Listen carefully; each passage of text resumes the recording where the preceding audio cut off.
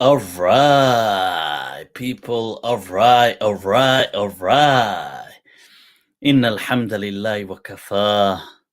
والصلاة والسلام على رسوله المصطفى وعلى عباده الذين ارتضى ومن بهداهم اهتدى وبآثار أهل المدينة اقتفى وبعد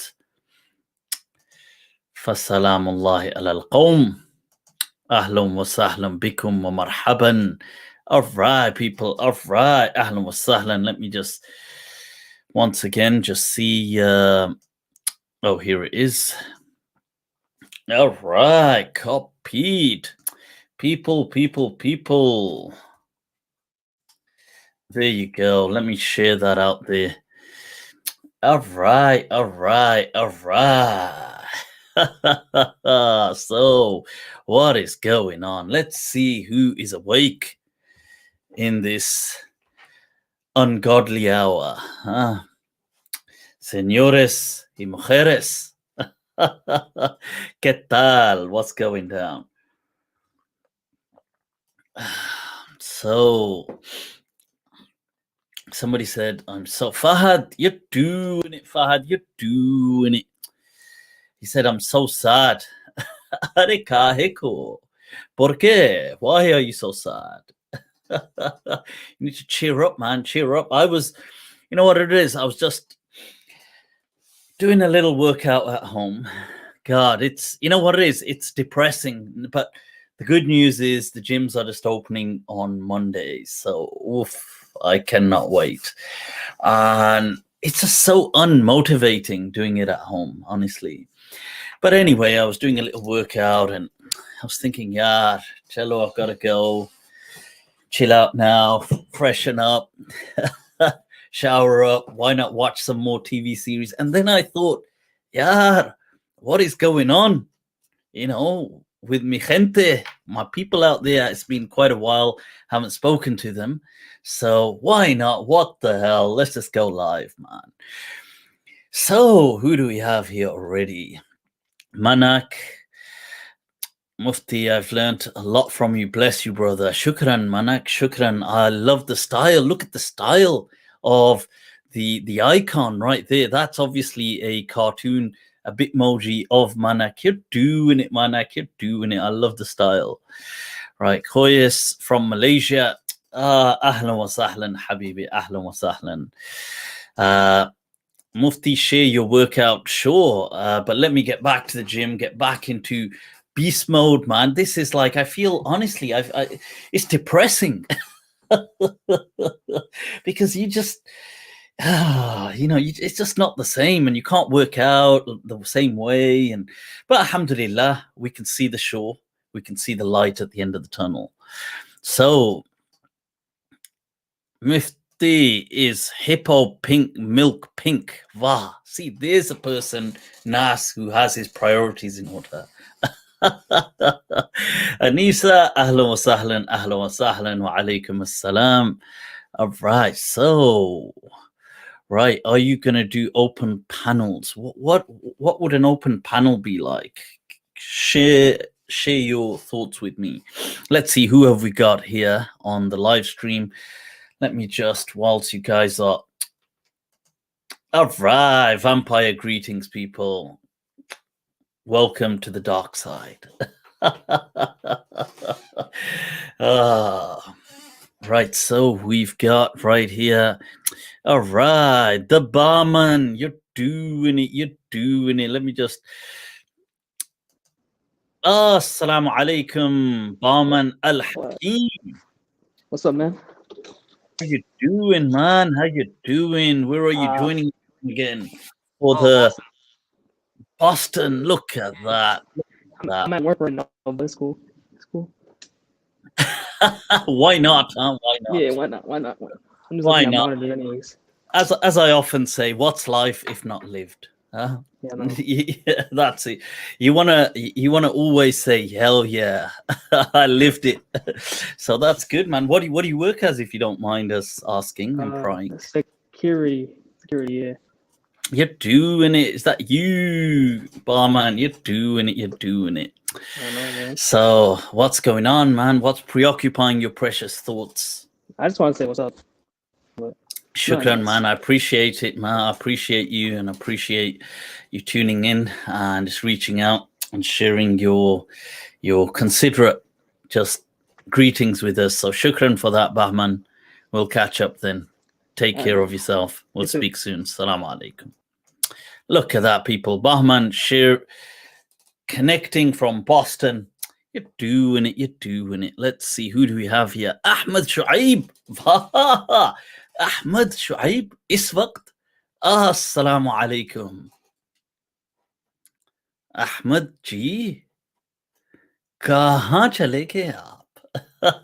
Ahmed. Earth to Ahmed. Come in. Assalamu alaikum, Mufti. Oh, wa alaikum assalam, Ahmed G. What's going down? Look at that. See, this is Ghamidi Saab going in reverse with the Benjamin Button effect. All right, what's going on, Ahmed? How you keeping?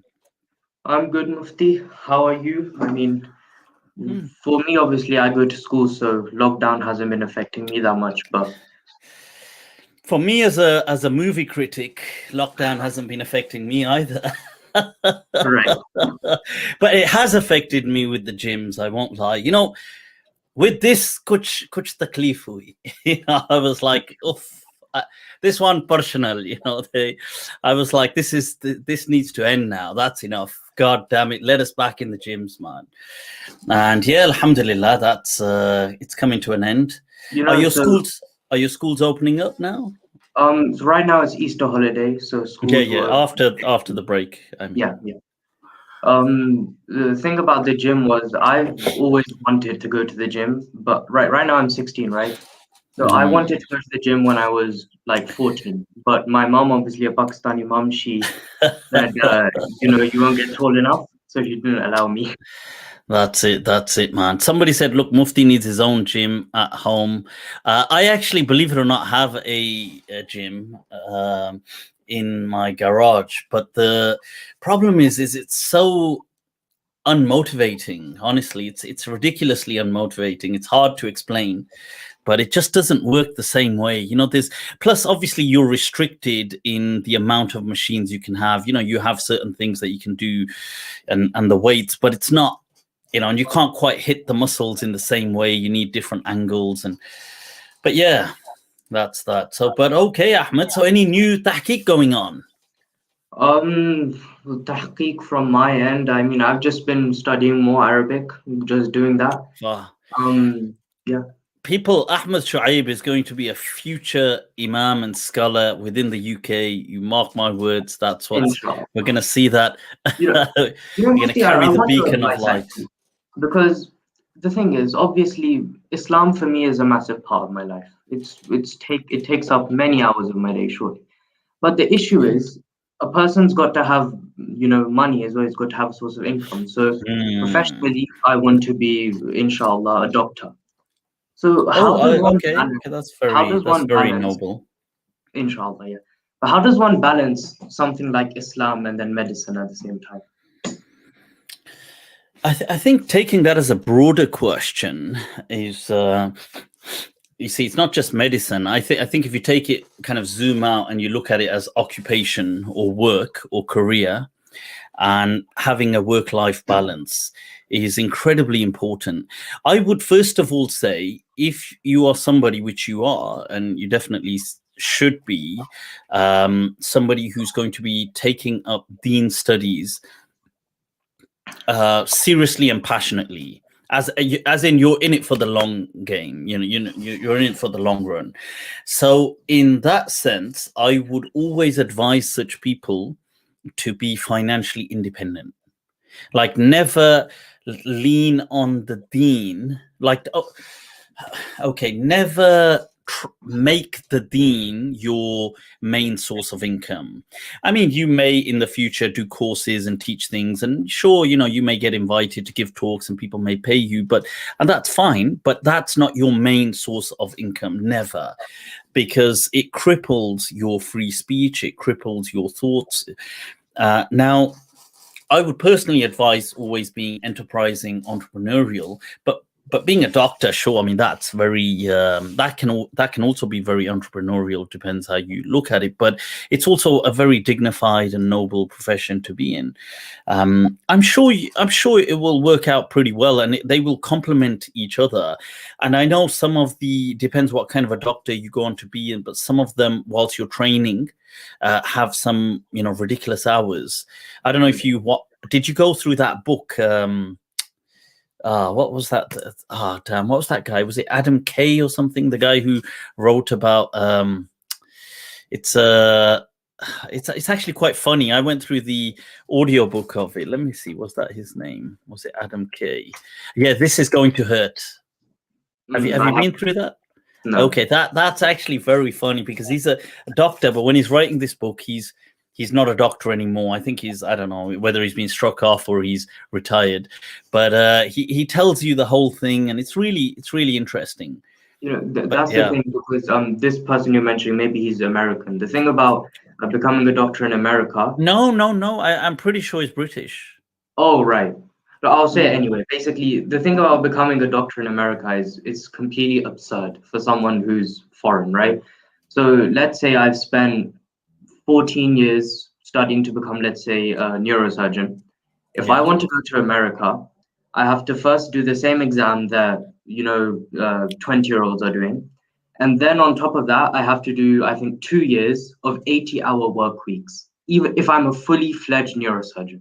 Mm. So out of curiosity, why would you think? Why America? Why not the UK?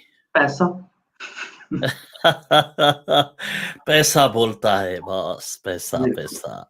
It's true, but I'm sure you can make a good amount of money within the UK as well. It's not as paid as America, but it's, you just have to think out of the box and think entrepreneurially. There's many ways, it's not just you being a doctor. You see, you can think. You see, what I tell people close to me is that, you see, when you are something, that's just you're a cog. So you are a doctor, for example, or you are something else, that a person who has a particular vocation or a profession. Now, you could just, instead of being that, you could open a company, in this case, a actual clinic where you hire other doctors. And you see, because the thing is, it's not, you see, it's very short-sighted to think you're going to do all the running. You could have other people do the work and you just enjoy the money. It's not, I mean, you can do some work. It's just most people don't want to go through the headache of setting things up. But if you are prepared to do that, you can just kind of rest back a bit, and people are happy to do the work. So you just have to, so you're still in the same field, but you're just, and you can expand, and you can bring particular things in that are unique, and you can set up different enterprises in different cities. And there's so much, even within the medical, there's, but I don't want to go into a business kind of talk, business pitch, but there's so much. I mean, even whether you want to medical, I know it's not actually linked, but it brings a false sense of confidence to the aesthetic world. In the whole kind of cosmetic industry and stuff like that as well. And there's, I mean, if money is the thing, there is ridiculous money to be made. It's not. But you're very young yet. You don't need to worry too much about that. In years to come, you pick my brains then, and I'll tell you what to do. I think way too far ahead. Like I've kind of decided that once I've got a bit of money, inshallah, I want to go back to Pakistan, and over there, obviously, land is ridiculously cheap. You get a mansion over there for something here, which would be a tiny house. And over there, I have other shock. I like janwar. I want to have a, bada kutta, a few billion. I'm sure you can have plenty of dogs over here. You don't need to leave UK. Yeah, but here houses are so expensive. Sure, it depends. It depends on what you're, it's the same as any country. You will find capital cities or large cities, things are expensive. Smaller cities, they're not as much. But yeah, yes, subtle. I think you're thinking way too ahead of, when I was 16, I was like, I mean, you're thinking like, I probably started to think once I hit 30. So I think, you're way ahead of yourself, which is great, but there's a lot. Don't worry, in investment, there's a lot as well. There's loads, if you're thinking Pakistan, obviously you're way too young, I understand, but think places like Gwadar, okay, that's going to blow up massively in the years to come. You can mark my words on that. That's a huge investment, huge. But yeah, okay, cool. Well, Ahmed, loads of people waiting. It's been a pleasure speaking to you. You are ahead of your time and ahead of your generation, and I'm sure you're going to make Muslims very proud in the future, man. So take care of yourself, and we'll speak soon, man. Assalamu alaikum. So people, look at that. See, young people like that. I honestly, when I was 16, I was so lost. I didn't have a clue about what the hell's going on in the world. And I cannot believe Ahmed is 16. I mean, he is far more mature than most 30-year-olds I know. It's like, wow, that is definitely right. So let's get some. And you can see land is expensive. It always is, Terran. It always is. But here's an idea by Anonymous. Robbing banks is always an option. When they say, why did you rob the bank? Well, I was in it for the money. That's the typical. Let's get somebody on. Who have we got here? All right. Yasser L. Assalamu alaikum, Yasser. Wa alaikum salam, Mufti. How are you? I'm good. Where are you joining us from? I'm from Montreal, Canada. Montreal, Canada. Yeah. You're doing it, man. Canadians, honestly, Canadians are doing it, I have to say. I was just going to say, we just had Ahmed on speaking about certain systems. And I think, if there's a part of the world that definitely, the only thing is I think it's freezing as well in Canada. Otherwise, I think that it has because it has the health system from the UK, yet it's so huge. It has all these other facilities. It's just, I think it's definitely got to be one of the most amazing places. And I have so many people that come on from Canada. Yeah, but I don't think so from Montreal. I think I'm the first one from the French parts of Canada. Am I right? Oh, are you from the French part? Oh, yeah, right. Exactly. Yeah. All right. So I'm gonna apologize in advance for my English.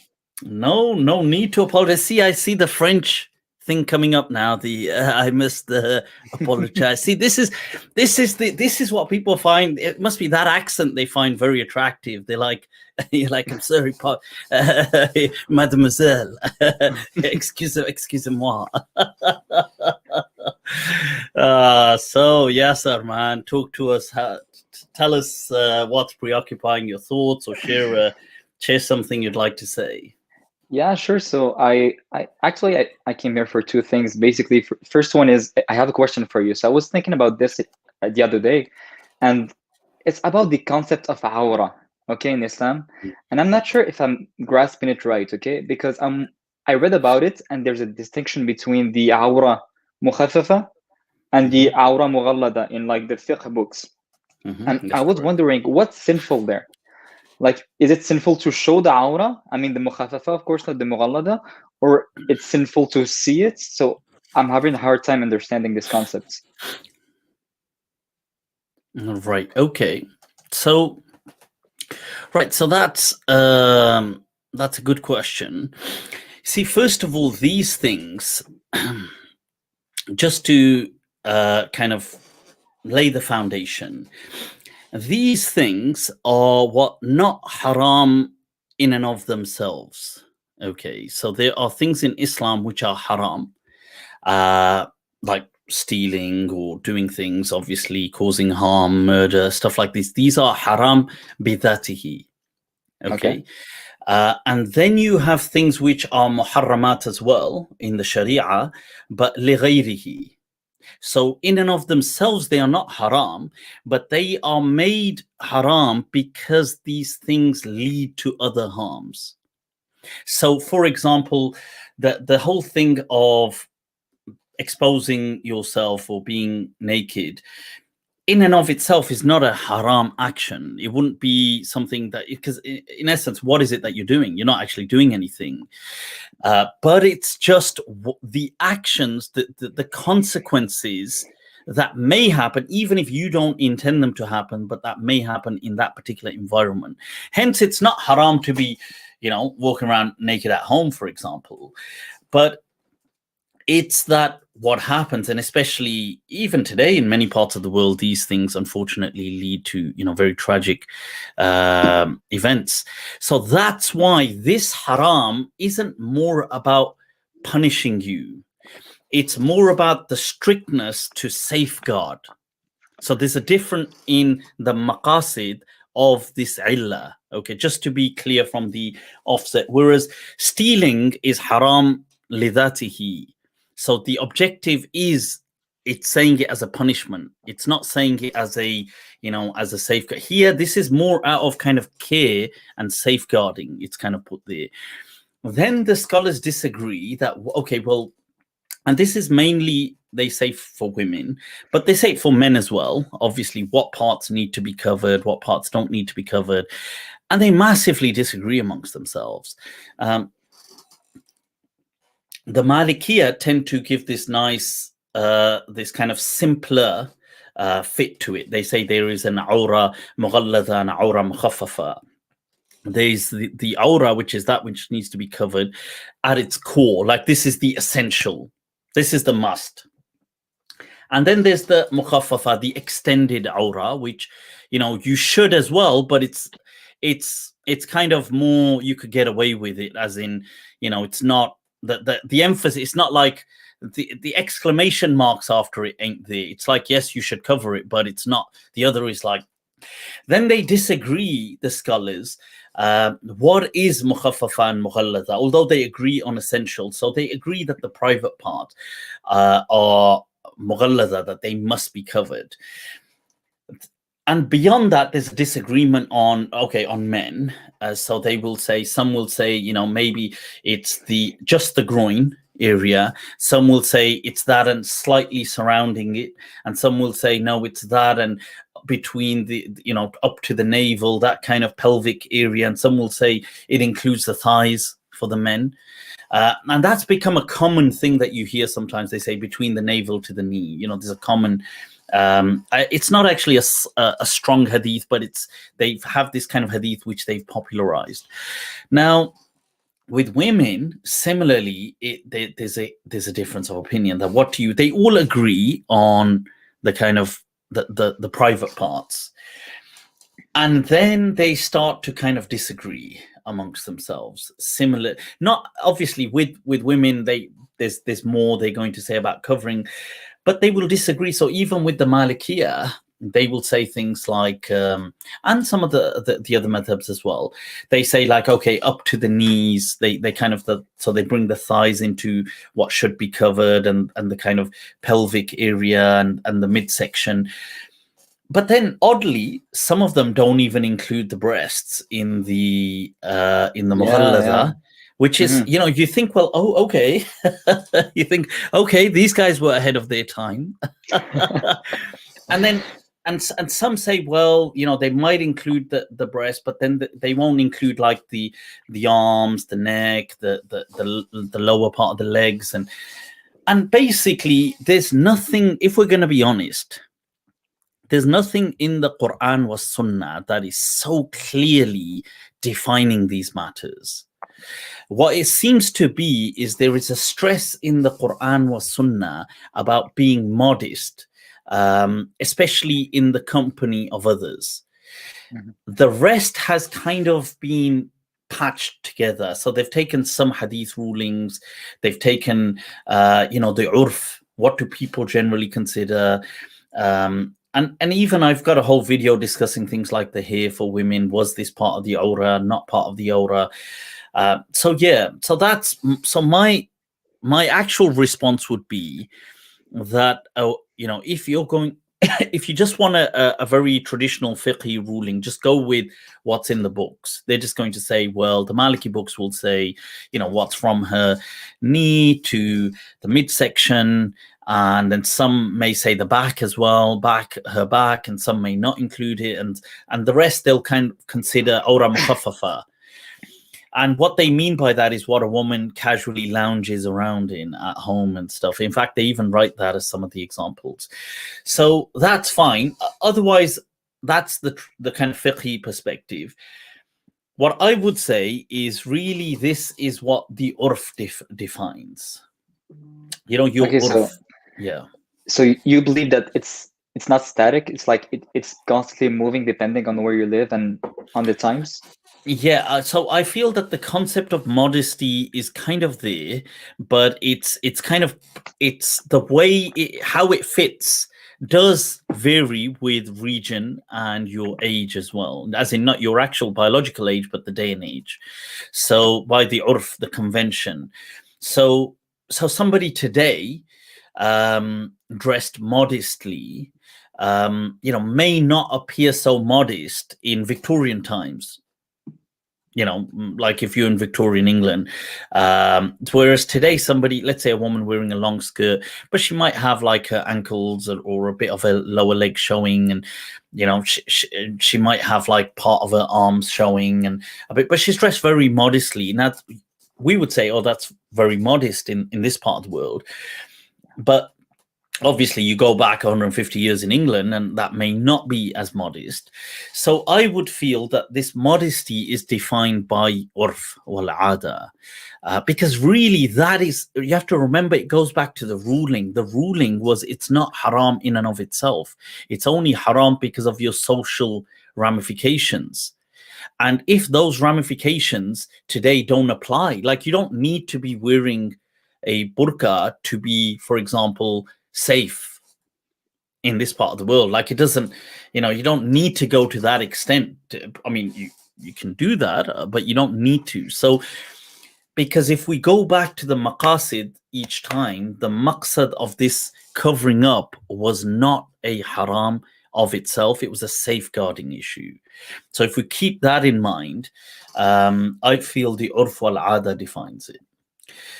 Okay, makes more sense. Thank you. I have another question. This is not a question, but a suggestion. Okay, I want to suggest something. Okay, I'm going to try to translate a saying that we have in French. We say that words leave, but writings remain. I don't know if you have it in English. That's epic. You have so much good content that is challenging to the traditional understanding of Islam. I was wondering why Yeah, exactly. That's the question. Why don't you write a book? Yeah, I need to, I need to, honestly. Inshallah, it's on my list to do. But I ideally appreciate it, definitely. And do message me as well on Instagram, and I'll always look out for your profile, inshallah. Inshallah, I'll translate it to French if you want, for free, inshallah, I promise. Wow, look at that. You're doing it. See, it's this love. It's this love that drowns us. Yasser, shukran for joining us. It's been a pleasure. My pleasure, my Take care of yourself. Assalamu alaikum. Alaikum salam. People, that was Yasser from Montreal, Canada. All right, the French part. We've got A72, the man, A72, the man, people. All right, A72, you're doing it. Can you hear me? I can indeed, loud and clear. The world can hear you. Mufti. Wa alaikum assalam. How are you doing? Where are you joining us from? Tell the viewers. I'm from Southern California. It's Look at that, SoCal. All right, California. The times always work out because they do. It's always so late. Where I swear, it's like my body clock seems to operate on that time zone. Yeah, it always works. Like you're on in the afternoon, and I'm home from school. It's so easy. Yeah, it's great. That's why, and for me, it's like the vampire life. I'm telling you. Yeah, but you're rocking it. Shukran, man. I appreciate it, man. All right, look at that, just drinking a gallon of blood right there. Vampire life. Yeah, gotta stay hydrated. Oh, no, I- so talk to us, man. Share a thought, or what would you like to share with us today? well, first, I'd like to thank you. You know, these people, they're always criticizing you. You know, your beloveds. You know, they're always criticizing you. You know, they've gone to criticizing us, the fans. Look It's at that, terrible. man. It's They say terrible. They And say you're blindly following, and I don't know what I put you guys up to it. yeah, I think you're tough skin. You know, Yeah. it's worn off on us. So I like that. unfazed. This man is All unfazed. right, you're doing it. You're doing it. What's your name? Abraham. Abraham. Allah, Ibrahim, yeah. Allah, Abraham. You're doing it. No, I appreciate that, because it's good to see that, and it's good to see people that obviously it's great to see the love and support, but it's good to also see the resilience in people. You know, that it's about time people, they take ownership of this deen, because it's your deen as much as it's anybody else's. And you know, it's long gone that people should be able to kind of just monopolize it and, you know, try and scare you away from it unless you do exactly what their cult does. Yeah. Yeah, it's no more taqleed.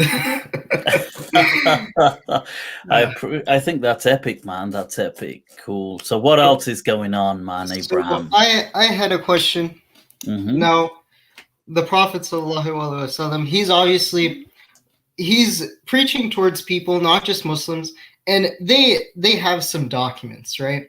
Mm-hmm. What type of writings, what type of works would he be engaging with, like with the Sabians, or, you know, or like not necessarily the Jews, because, or maybe the Jews, I'm not sure, because they seem to have very strange beliefs, you know, like Uzair is the son of God, and you know, where are these coming from? What documents or sources is he interacting with? The Prophet ﷺ himself, Yes. or people after him? The Prophet himself. Yes, the Prophet himself. Okay, so right, And obviously, you know, there's not a lot of information because of history. Exactly. But I mean, I think that's a great it's a great question. The response will always be speculative, because, you know, we have to speculate. We have to kind of infer from our data. The Prophet hasn't told us, or people around the Prophet haven't given us, you know, they're not trying to tell us the exact socio-political backdrop. So we have to kind of guess it.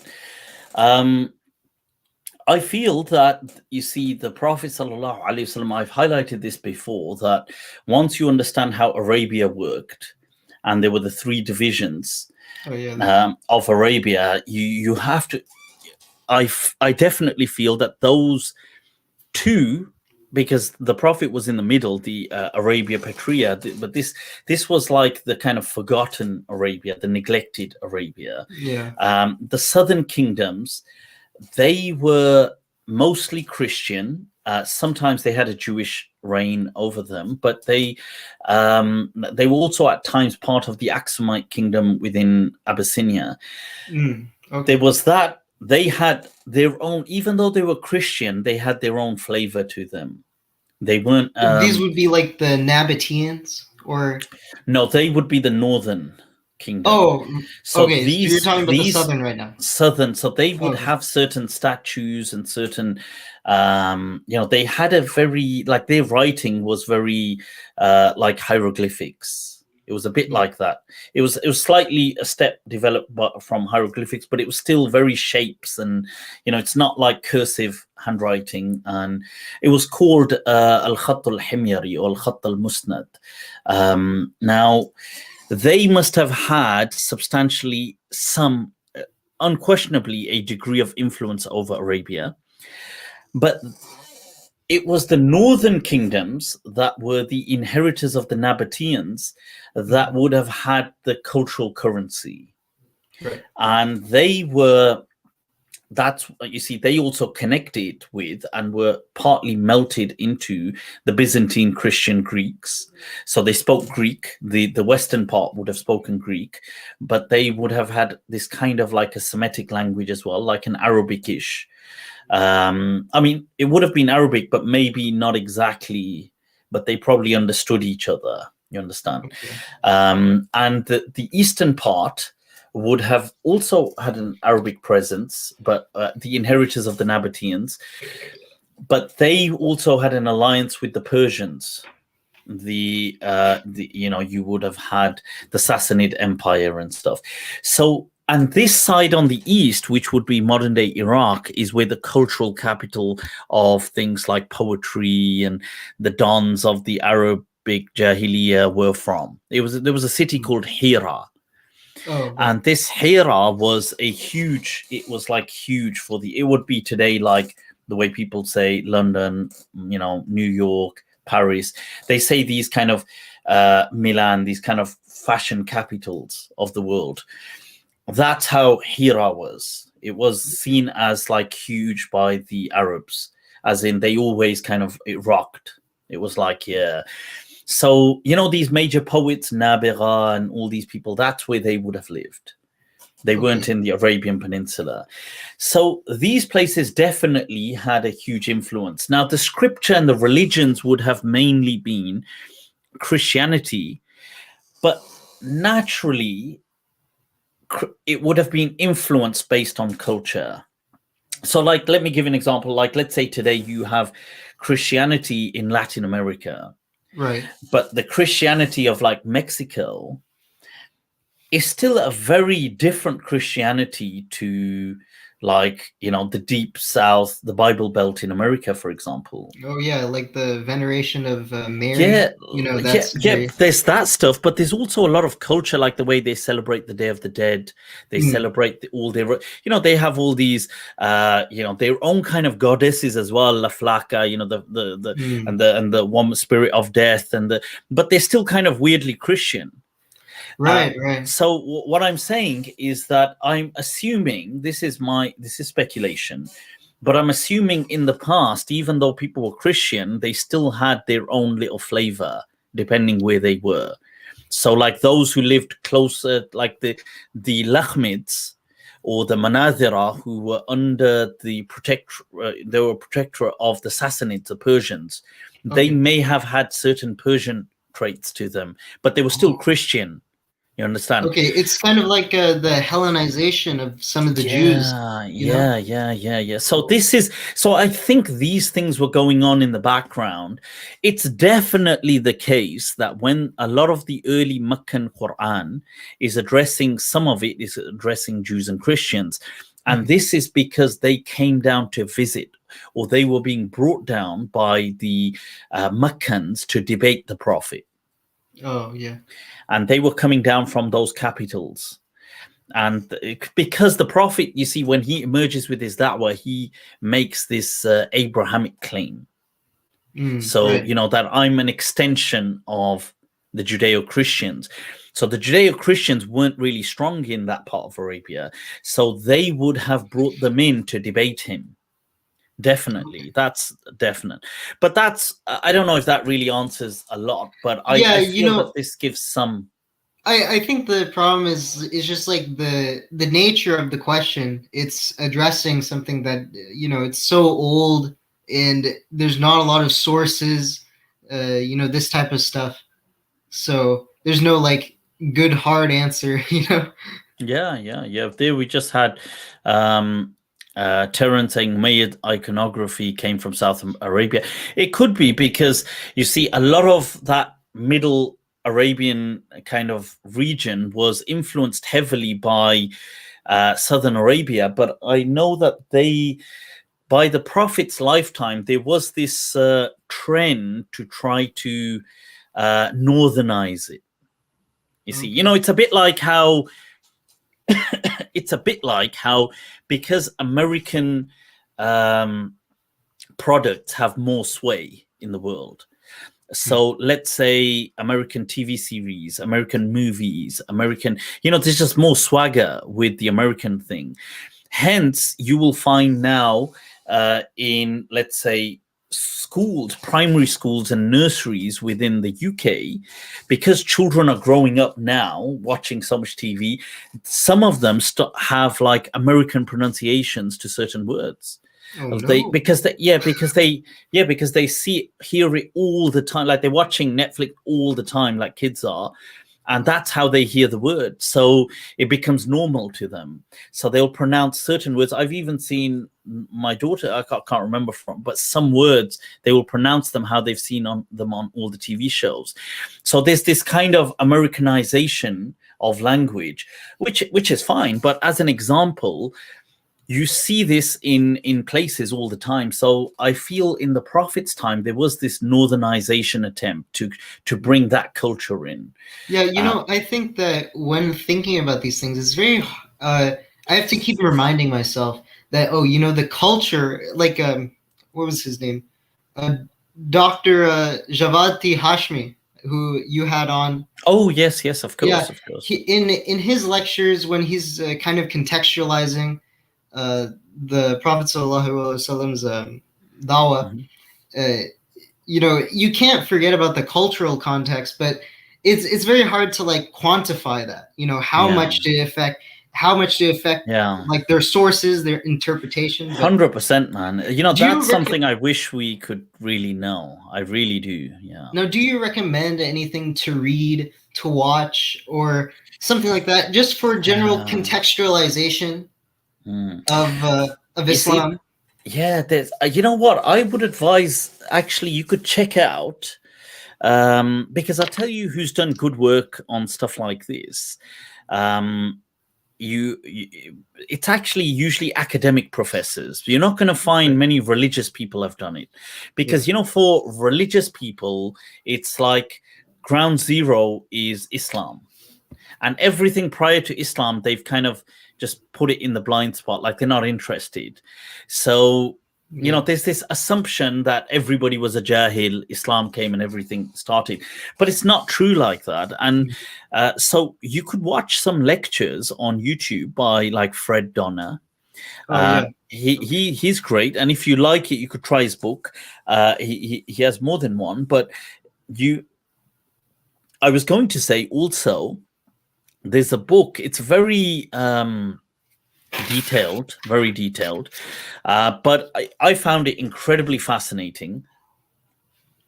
It's called, I did a book review of it, it's on YouTube, called Arabs, a 3,000-year history or something. And I said it's got such a boring title, but the book, I went through the whole thing I bought the book as well, but I went through the whole thing on Audible, because I kind of really like listening to stuff. But then sometimes it would that book will give you so much insight to all of this, you know, the kingdoms and but definitely do check. Very good. Yeah, well, check it out, Abraham, man. Shukran for joining us. It's been epic talking to you. Take care of yourself. Thank you, Mufti. Keep on the good fight.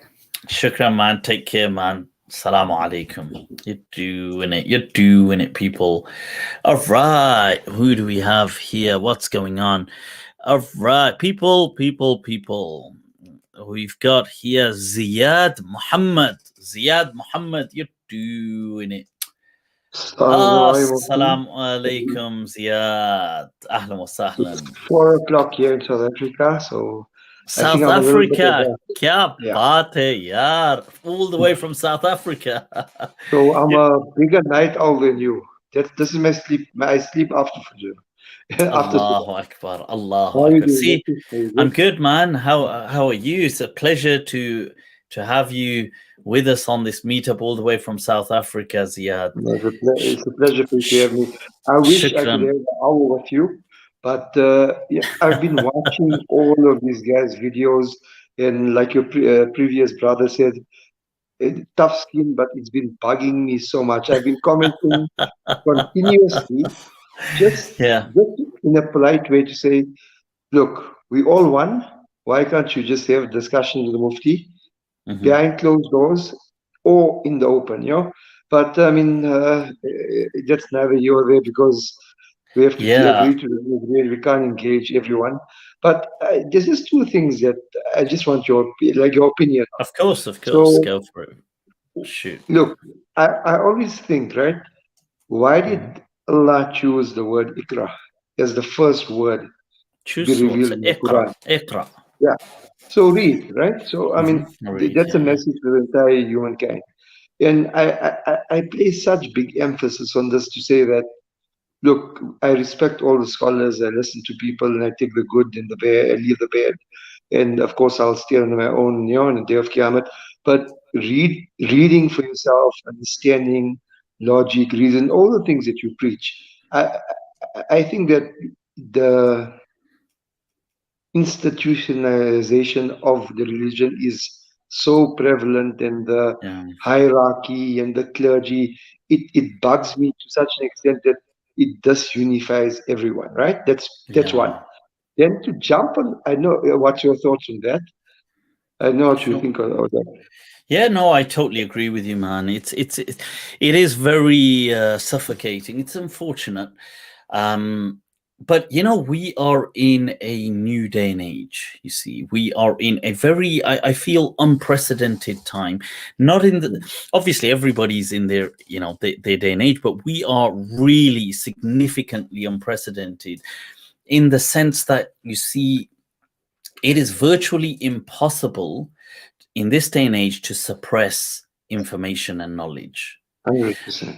Whereas 100 years ago, you see, the common person couldn't raise even, you see, the common person could not really take confidently take ownership of their own deen, because they didn't have the information, and they didn't, you see, if they asked a question and they were just shut down, they have nowhere to go. Today, information, in fact, we are drowning in information. There is that much information out there. I mean, it's unfathomable. It's it's incomputable. So now, so that grip that the institutions had, and the clergy, or these people, the kind of gatekeepers of deen had, has long gone. It's kind of washed away. That's exactly what I'm saying. So because I know there's time, and we want to give everyone a chance. Jumping from the first revelation, right? I'll jump to the last thing. That, look, I know what's your opinion on the last sermon of Nabi Sallallahu Alaihi Wasallam. So it's so interesting to me. So I know there's one or two variations or three variations of it, and that's where the three main sects maybe come from. The Shia, Sunni, and or the Quranic group type of sects.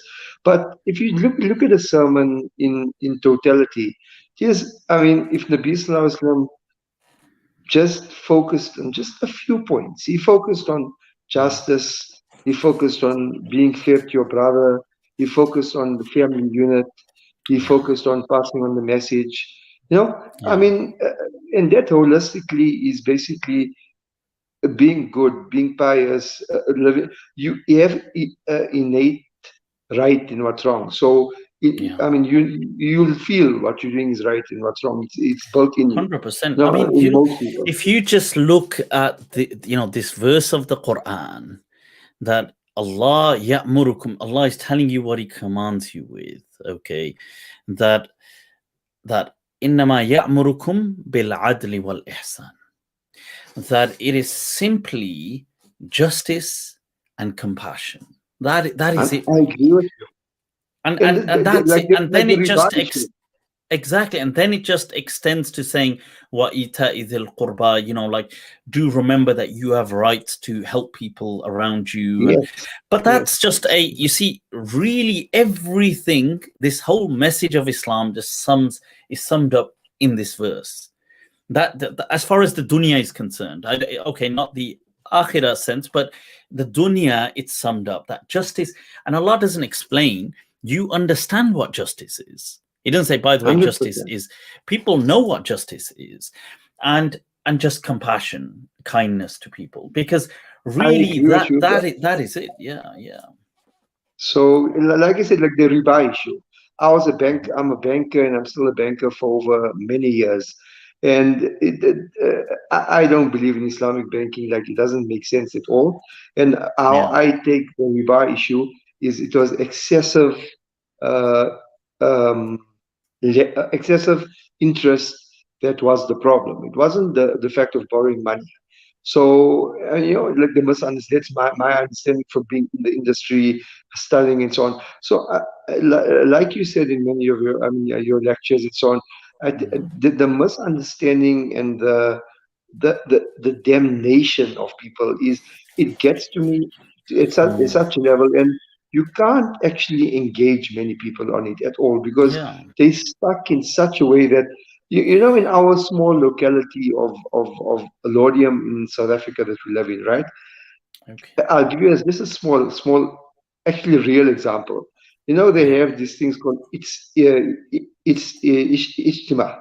And now you pronounce it like the mass gathering. It's a Tarifi Jamaat, a Tarifi Jamaat thing. And like the Sunni, or you call it Barvelis, will actually say one day they actually burn the Ijtima. So they actually set fire to it. So there's so much division, and it bugs me so much. I mean, it's a shame that people crazy, insane. We disagree with people on religion. Look, I disagree with people on religion. I'm sure you do. I'm sure everybody does to some extent. Yeah, but you see, to disagree over God and how God manifests, or how God shows himself, or what even God says, or what is the meaning of what he says, it should never be something that leads to hatred. Never. Like, yes, there could be a dislike. You see, a dislike is fine. You could say, oh, these people are fools, these people are idiots, these people are twats, even, you could say, but to start to hate is it is hard work on the heart to hate somebody. You understand? Yeah, because it is seriously, it's very taxing on the soul. And I feel that it's shocking that people of religion do that. It is, I read something, I've quoted it before, that recently, where somebody said that he was an atheist. He said if God does exist, then he's worstly ever been represented by people of religion. That the worst representation of him has been by people of religion. But yeah, I totally agree, Ziad. So yeah, shukran for that. I think that's it's been great talking to you. Learn a lot from what you're saying, and Allah bless you and your family and keep you safe. Shukran, and inshallah, I look forward to meet it from the next meetup, inshallah. Inshallah. Take care of yourself, Ziad. Likewise, a pleasure. Assalamu alaikum. People, that was Ziad all the way from South Africa, people. Doing it. All right. Who do we have here? We've got Hamad. Hamad has been here a little while. Hamad, assalamu alaikum. Wa alaikum assalam. How are you? I'm good, Hamad. How are you doing? And tell the viewers, where are you joining us from? From Minnesota. From the? Minnesota. Oh, Minnesota, of course, Minnesota. It's just the way you guys pronounce it. Minnesota. You looking forward to Ramadan, man? Say that again. You looking for? Is my mic? Is it hard to hear? My mic. No, it's your voice is coming through, but it's just coming through. It's kind of compressed in a way. Hello. Yeah, it's good. It's good. Yeah. Okay, cool. Yeah. Sure. Are you looking forward to Ramadan this year? Once again at your homes. Yeah, I mean, alhamdulillah, Ramadan is Ramadan, and let's see. I'm thinking each Ramadan, I try to have a little focus on something and see it through. I don't think the Taraweeh and stuff like that is really going to go down in the same way in the UK. I don't know about America. I think there's still going to be a lot of rules and regulations regarding COVID, but not like people are going to say, Mufti, not like you used to go anyway. So I might as well pretend to be pious. What the hell? Yeah. But yeah, why not? Alhamdulillah. It's what about yourself? How's the feel over there in It's okay. It's becoming better now. We're coming back to a little bit better. All right. So cool. All right, that's good, Hamad. So what else is preoccupying your precious thoughts? Is there something? I just wanted to ask you one question. Sure. Like, I agree. I'm kind of leaning towards the view that Adam was on Earth, but can you just explain this descending part? So you're talking about we قُلْ نَهْبِطُوا بَعْضُكُمْ لِبَعْضٍ عَدُوٌّ. Yeah, like that verse, yeah. like, why don't you go down? Some of you will be an enemy for others. Yeah, but you see, ihbitu doesn't necessarily mean go down as in go down. So even when Moses is speaking to Bani Israel, he says ihbitu misran. Then let's go down to a town, and you know, when they say, oh, we don't want this, and they're kind of complaining and whining, the Israelites. You see, it's a bit like in English where people say, oh, let's go down to, you know, like a certain city or city center, or they call it, I mean, you guys actually, I think, call it downtown. Yeah, here we don't really say that as much, but that thing of going down to, let's go down to, it's commonly used. It doesn't have to, I mean, it's used in the Quran as well, like the Moses example. I'm sure there's more examples as well, but that just came straight to my mind. So yeah, it doesn't actually mean that they came from a heaven, although people think that people do believe that as well as a story. Yeah, because to me it would make sense that he was, you see, Adam is, it's because it's very clear Adam is of the earth.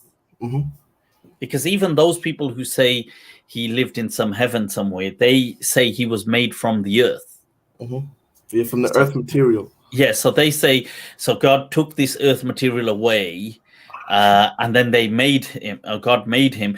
But even then, they're confused, because the word in the Quran, which is used, al-Jannah, they admit is not the Jannah of Akhirah. It's not that Jannah, paradise.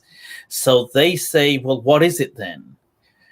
So they say maybe there was another worldly kind of a paradise in this world that was made, because nobody believes that Adam was in the Jannah of the afterlife. Nobody believes that.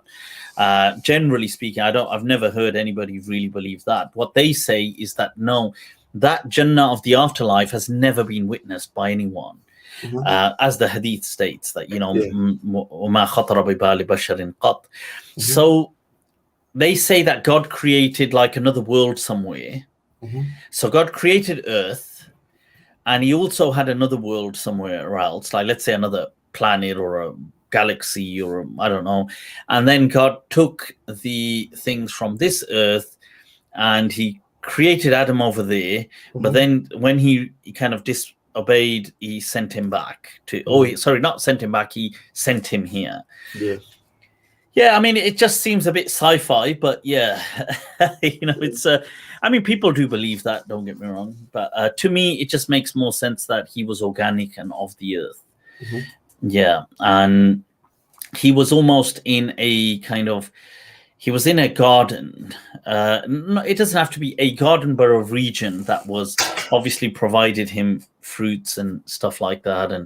And I feel that what happened is consciousness got triggered, and that was why he becomes embarrassed of his nakedness.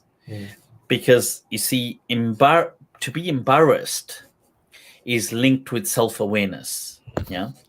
And like to feel shame. Yeah, like a person feels ashamed to be naked in front of someone. This shame is quite a social construct. It's a social phenomenon. So people don't feel ashamed usually when they're on their own. They feel shame in the presence of others. So it's quite a social phenomenon. And it's linked to a greater self-awareness and also like consciousness. So this is why it would make sense to me that Adam, his consciousness was triggered on that level. And that was why he felt ashamed of being naked, as did Eve. So it mentions فَطَفِقَا يَخْصِفَانِ عَلَيْهِمَا مِنْ وَرَقِ الْجَنَّةِ, as the verse says in the Quran. They began to cover themselves with almost like leaves and things, and feeling embarrassed all of a sudden. Now, it's not that people before, you see, didn't wear a kind of clothing, a covering.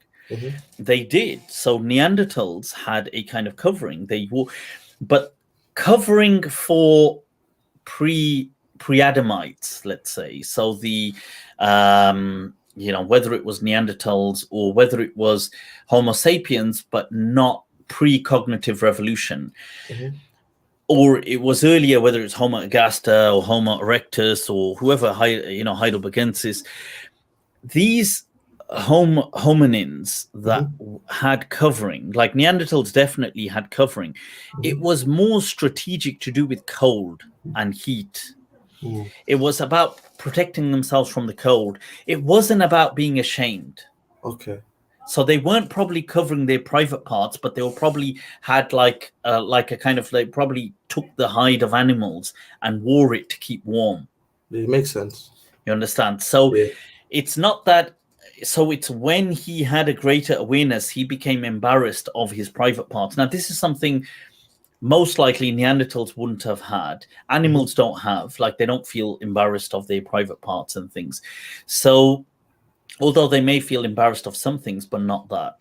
So yeah, that's my understanding. Obviously, I've got a video explaining as well that it is speculation, but I feel that, like with the stoned ape theory, as some psychologists suggest, that I feel that it may have been psychedelics that edged up. They kind of gave edge to consciousness, and then the final blow was what the fruit that Adam consumed.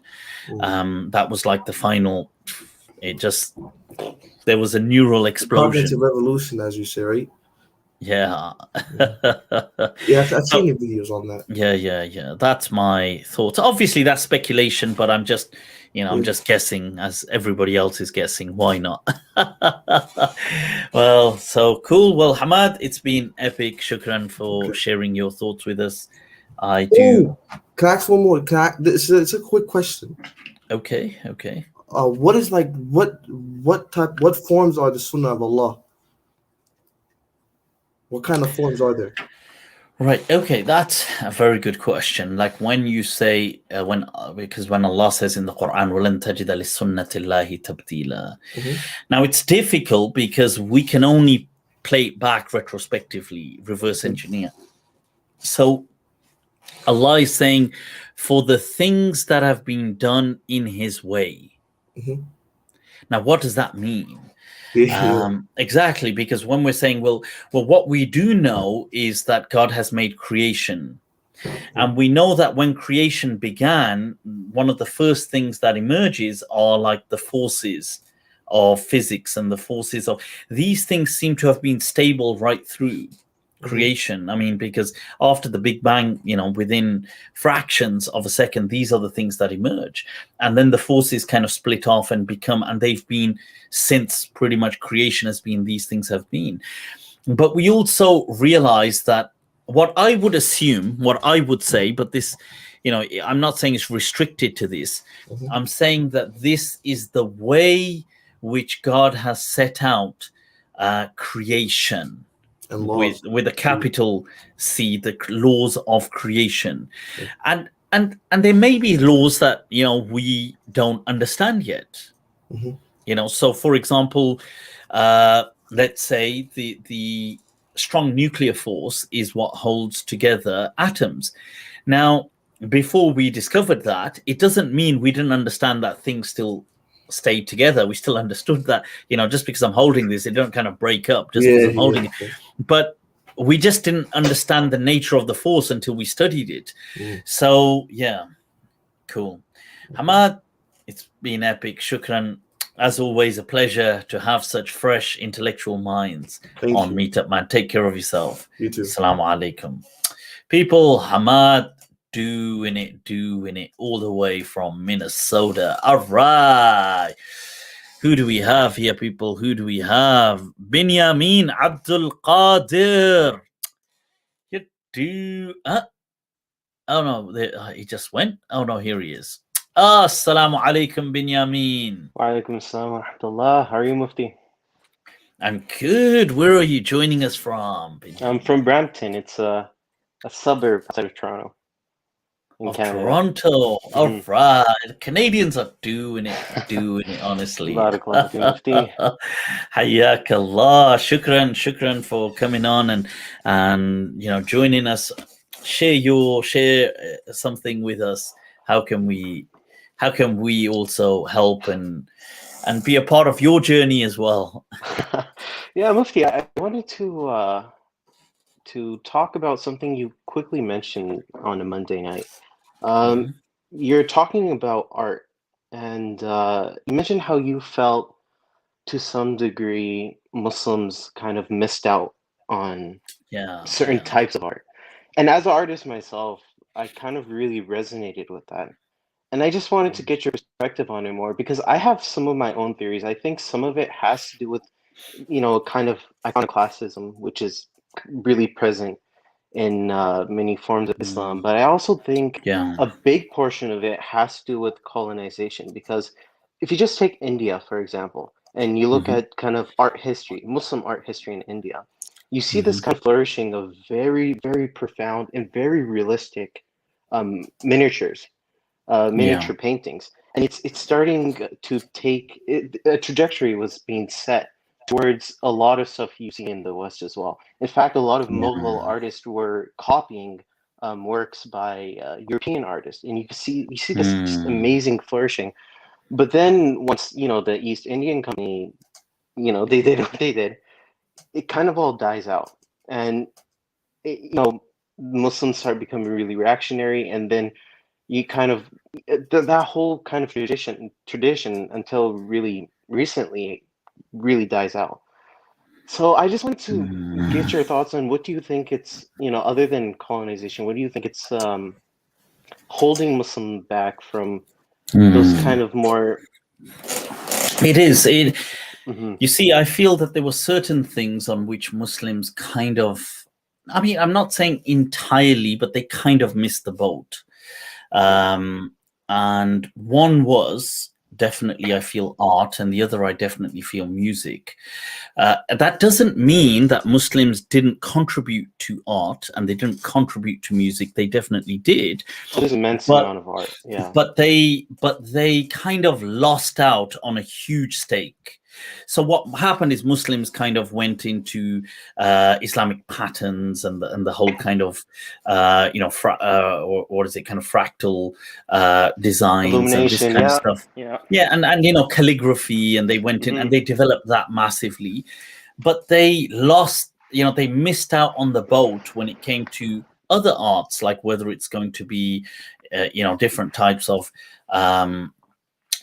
frescoes or different types of just general imagery and stuff like this. They missed that boat altogether. And same thing with music. It was because of the understanding that kind of prevailed that this stuff is haram in Islam. Now, it's not haram, but this kind of ascetic understanding prevailed, that you see, anything that is linked with desire is it must be from the devil. It's a bit like how Christians have this thing of dancing is from the devil, and it's the worst possible. Oh my God, they danced. I've forgotten that joke where the person says, I can't remember, he's kind of recanting his sins, and he says, well, we did this, and he says, and then he said, we committed adultery, he says we had sex while standing up or something, and then the priest says, what? And he says, oh, sorry, I thought you said then you began dancing, for God's sake. I would have he said, then it would have been really bad. It's like it would have been the devil's work. But so it's you see, so the way Christians had it in certain ways, that they also had a repressive kind of massively repressive outlooks as well. And Right. to be fair, for the most part in Muslim culture, there was a lot more freedoms than there were in Christendom, a lot more. But on this thing, on art, they kind of fell behind, Right. and they kind of compensated in their own way by calligraphy and by designing, the Islamic. I'm actually we making call them something now right now myself. Yeah, so that Yeah. kind of design is very Illuminations and- Islamic. Yeah, exactly. Right, But right. the shapes and the Mhm. way the designs are done. So they kind of substituted art with this. This Right. is the art they went into. And and I do feel that it's a shame because, art, there's a world behind, as I started to learn more about art and, the famous works of people from the Renaissance and coming right up, and there's just a whole world there, like today, Yeah. these things are worth ridiculous amounts of money. I'm not trying, this isn't about money, but if you want to associate value, like look how people value it. I mean, what was it? The Salvatore Mundi, which was bought by, I think, wasn't it MBS, Mohammed bin Salman. It was a Da Vinci. Yeah, of course, it's a Da Vinci, and he bought it he bought it for over 300 something million. Yeah. Right now, I'm not saying that this isn't about money, but it just speaks the value the world Right, gives this right. today. Now, Leonardo da Vinci, I mean, is so many hundreds of years old. Yes, fair enough, but there's no Arabic or Muslim representation like that. There's no, there may be an odd kind of one-off kind of thing, but there isn't a world that Yeah, exists. there's like small pockets of like realism you see in different Muslim contexts. You see it a little bit in Iran, a lot in India for a few hundred years, then it dies off. Yeah. But see, So- the thing about representational art is that the reason it's so powerful is because it opens up windows, similar to how psychedelics open up windows. Yeah, and I feel that these things, I actually feel that a lot of the, if you look at like South American art or people who have a culture of shamans and things Right. like this, I feel that a lot of their art is inspired by their psychedelic trips. Definitely. Because the patterns that it's, the Aztec designs, they are definitely the patterns you see when you're tripping. I mean, that's exactly what you see. I Some mean, good ayahuasca. hell yeah, even some psilocybin will do that. I mean, you will see these exact colors, you will see the exact patterns, and that's just that's not a coincidence. I could say that as a fact that they're taking that from their trips. But the other abilities, synesthesia, the ability to all of a sudden see sound. Yeah. What does sound look like? Right. These things. And that's another thing that Muslims, unfortunately, have missed the boat on, this whole psychedelics. But maybe, you see, to be fair, the whole world kind of, in the last few hundred years, missed the boat on that, apart from these kind of remote cultures like in South America and certain kind of shamanistic cultures. But now, in the last few decades, people are trying to catch that boat. They're trying to get on, and they're appreciating, wow, okay, there's a whole world I missed out on. I have a buddy, his wife, she's connected to a bunch of shamans in Peru. And he went in March, and he's trying to make me go with him. So maybe next time I'll tell you how my experience is. Definitely. I mean, ayahuasca, I take it you're going for. And ayahuasca, yeah. I mean, that's a very, it's a very kind of purgative experience, because it is a very cleansing process as well. And I think it helps people with, if people have had, maybe if they've had trauma, but also people sometimes who suffer from addictions. It can kind of clean. There's a very deep cleansing effect, but it is a very a strong, powerful kind of. Obviously, it's not. You see, I don't describe things like DMT as being fun. I don't think these things would be. I wouldn't put them under the category of fun or recreation. Or these are they are overwhelming. They are otherworldly. I mean, it's something which it's definitely you a person will bring back with them in this world, the experience. But I wouldn't describe it in any way as being fun, but I would describe it as potentially life-changing. Right. So Oh, I think definitely. it's so, and it's a shame that the religions are so out of date with this, Yeah, but with Mufti, this it's stuff. also it goes to a lot of the problems you face. If you give people these doors, they're not as easy to control. And a lot of Yeah. these institutions, that's why they're really hesitant to it, because a lot of it does have to do with control. So why would Yeah. they, encourage people to try psilocybin and, have their own Yeah. experiences? Even like the you see this in a very distinct way between the early Sufis and the later institutionalized Sufis, right? 100%. The early like Rabia Adawiya, she wouldn't even like meet with male students. She would have some female students and that's it. And she was very, very iconoclastic, and the same way with many other these early Sufis. I feel that, a lot of these early people who truly walked the path, that they were walking the path of psychedelics as well. I Yeah. definitely feel that, Yeah, 100%. And you see, those Sufis exist in a time where Sufism didn't actually exist. Right. So Sufism is was institutionalized, and the tariqas, the turuq, emerge hundreds and hundreds of years later. Really, I mean, these people, I mean, some maybe, but many of the, they speak of these people, Junaid and all these people, you spoke Rabi al-Adawiya, and these people precede the emergence of turuq.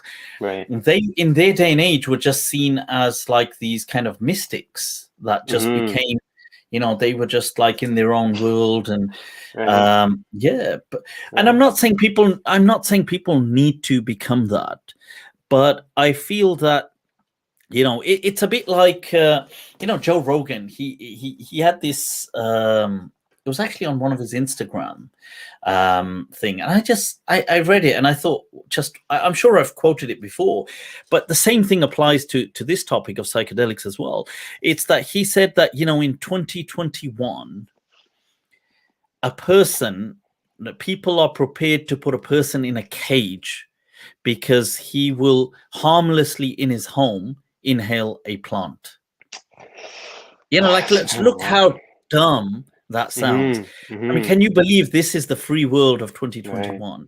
It's like, it's really insane. Yeah. And the same thing could be said about, because they're prepared to eat a plant. You're prepared to eat a mushroom. It's like, what the hell is wrong with people? I mean, it's like, what does it have to do with anybody else? So I feel that it's, I feel the future generations will look back at us and laugh uncontrollably in hysterics that how totalitarian this world still was that we live in today. But definitely, that's a great point. But I feel that definitely, Binyamin, you need to I feel that everybody really with, obviously, I'll put, look, the path is obviously, it comes with being sensible, just like anything, that goes without saying. And I think people who approach the path, I see them as of two kinds. One is people who are just in it for fun, recreational. To me, that they're not really people of the path. These are just people who would maybe just be curious, or they may just be, I want a good time. Partying people, they're more in it for a party. But then there's people who want to understand the nature of reality. They want to understand what consciousness is. They want to really delve into a deeper, they want to go into the fabric of what exists. Inshallah. And they want to be in the presence of God. That doesn't happen in the masjids. Right. So to those people, they have to then set upon this is the maslak, and it's the path. So but inshallah, I feel in time to come, much more will, people will start to open up more and more to this kind of stuff, and societies and generations, but even religions, with the things you were saying before about art, Yeah. about music. You know, it saddens me that we haven't really tapped into music as a, because, you know, music is so powerful beyond measure. I don't think there's anything more powerful than music. Wallahi. I'm an artist, a visual artist, but you know, sometimes when I hear a beautiful piece by Bach or something, or even sometimes heavy metal, no, it's you know, because for example, my art is something very temporal, and it's something very limited. It's visual. Yeah. But music is completely psychological. Shall I tell? I've shared this before, and it ties into what we were just saying. You see, it's been long said by shamans worldwide that that what connects with consciousness is sound, and I feel that, you know, it is seriously. I found myself in recent times powerfully drawn towards just instrumental music. Right. Yeah. I've never I've historically appreciated music and liked it, but I've not been obsessed with music. I've not been somebody that can't go without music, or, you know, okay, if I'm driving or if I'm at the gym or, you know, stuff like this, I don't mind, but I've not been like, wow, I need music. But in recent times, I found myself so drawn to instrumental music. Right. Yeah. And it's so powerful. It strikes seriously at the soul. And I say that. It pierces you. Yeah, and I feel that this is a shame that because in the Muslim tradition, this did exist, because you had the traditional maristans, the hospitals, and part of the therapy, if you look back in the ancient, you know, if you go back 800 years in Muslim books on tib, and they speak about the maristans, the hospitals, or what they call the bemaristan as well, like bemar in Urdu and Farsi, being the ill person. One of the treatments was music. They used to say that we used to treat them with music. It would help. The Ottomans did it.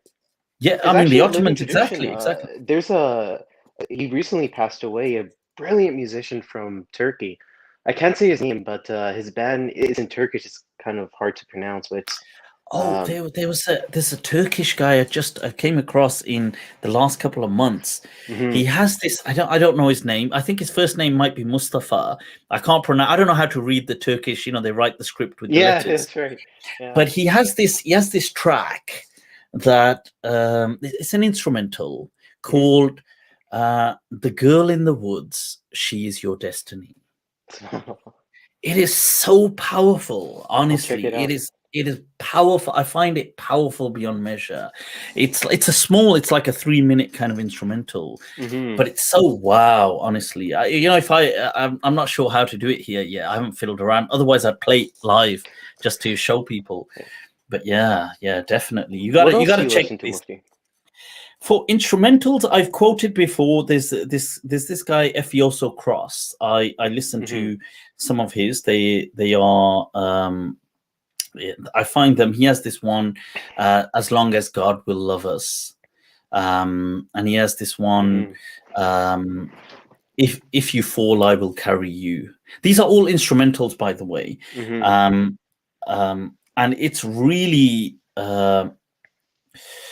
And these are they really, I mean, they pierce the soul. I mean, these kind of things, they are like this was the other one. I mean, you'll see the pictures to them, but you guys can't probably see it there, but it really, it's a very slow. You see, the thing with these is they are like slow instrumentals. Like they'll be sentimental and incredibly sentimental. It kind of like, I don't know if you can hear that. Yeah, Mufti. This is, when you got to be on your own, and you're like, right, yeah, and you have to let it in.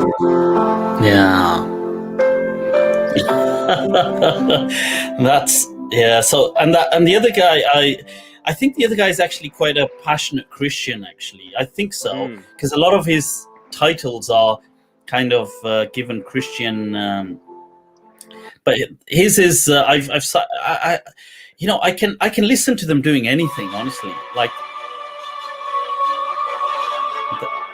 But it is instrumental. Yeah, it's very epic, very kind of like. Honestly, it moves my soul. Honestly. Really, no, subhanallah. Wallahi. And I feel that it's a shame that this culture doesn't exist. It's almost seen as bad. You know, it's seen as like people say astaghfirullah, that's haram and stuff. And I feel what a shame. I remember when I was in high school for a short amount of time, I was this was when I started, discovering Islam, taking it seriously. I started to, you come across the opinion music's haram, so I stopped listening to music for like a year.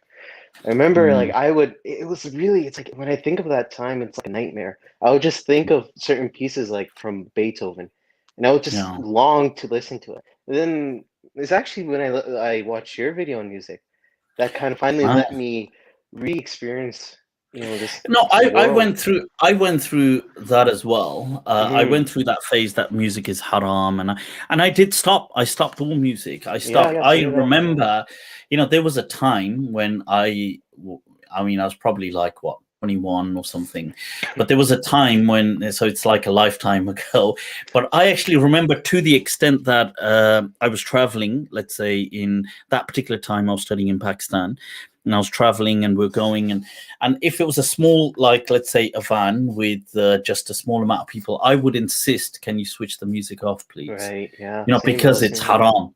And I remember like on certain occasions stressing it.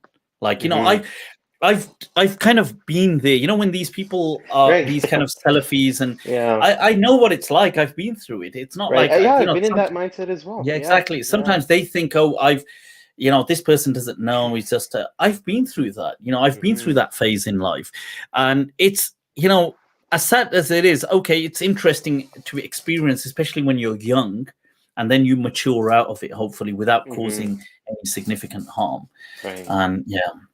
But Benjamin, it's been amazing talking to you. It's been really enjoyable. Yeah. A quick recommendation. I highly recommend you should listen to the B minor Mass by Bach.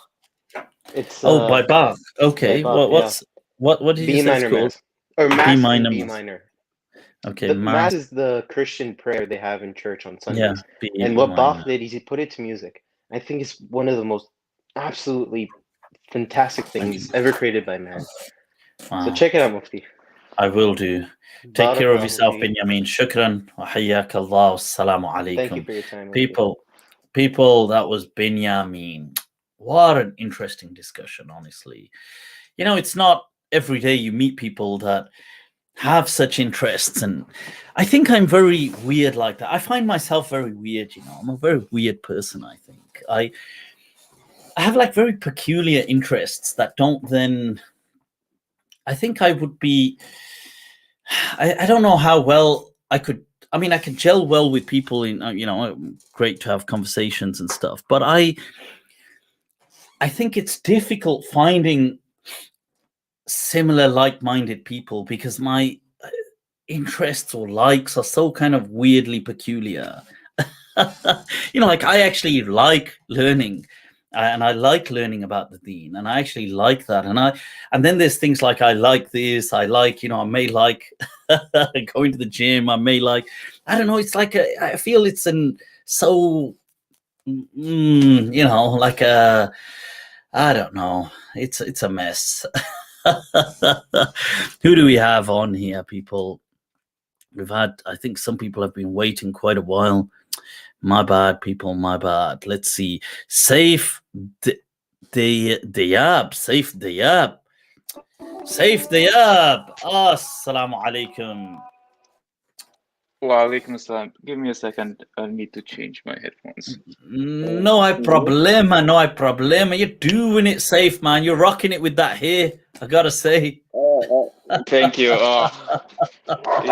Honestly, I always wanted like kind of curly hair, and it's like I had hair that was so straight.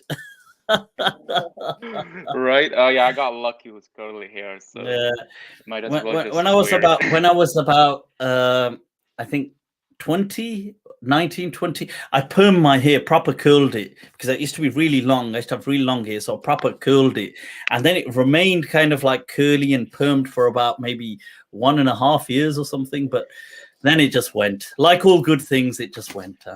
Right. So Sorry Saif, about that. talk to us. Where are you joining us from? Oh, I'm from New York City. NYC and the Big Apple. Big Yeah, the Apple, Big man. Apple. So that's it, Little man. farm, So, small from it.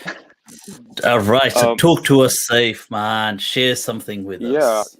Well, I want to say thank you for your videos. It helped me a lot with the Quran, and sorry about that. And No I really problem. like your understanding of evolution when you mentioned Khalifa, and the root word comes from like Khalaf, and I thought that was very good insight. It's unorthodox, so right? That Yeah, evolution because I mean, historically, because obviously they didn't know what he was coming after, so they wouldn't have. thing. You see, because I don't think that it's not because they wouldn't have, you know, arrived at that conclusion, or that the word didn't mean that to them. It did, you know, like it's not, you know, lam yahtadu ilay, they did, but you see, to them, they assumed Adam was the first. So why Right. then call him Khalifa?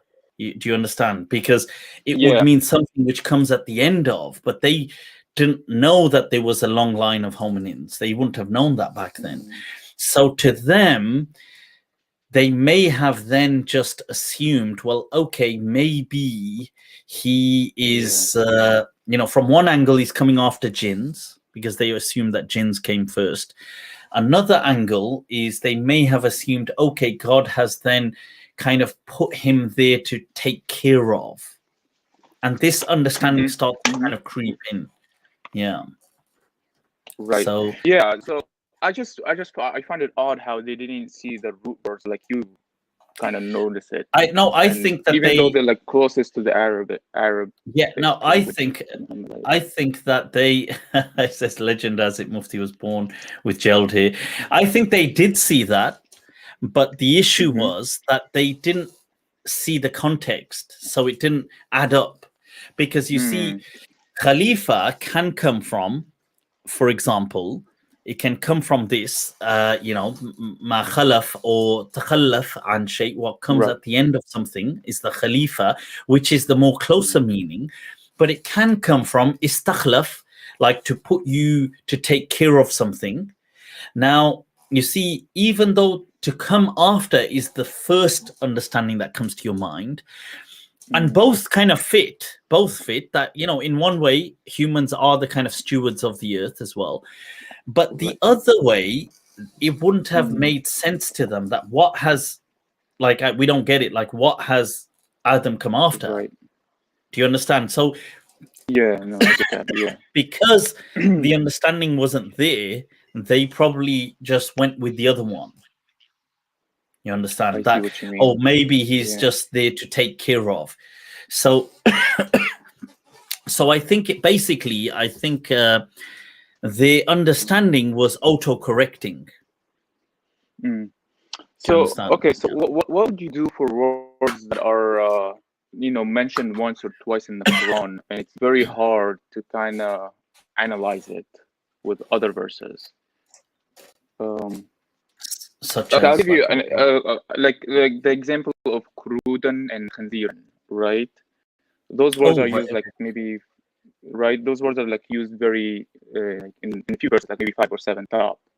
And when I read it, when I read those verses, like al-Qurud and al-Khanzir, it's very hard for me to accept that those are animals, because, you know, I don't believe in a God who turned Jews into, you know, apes. Yeah, of course.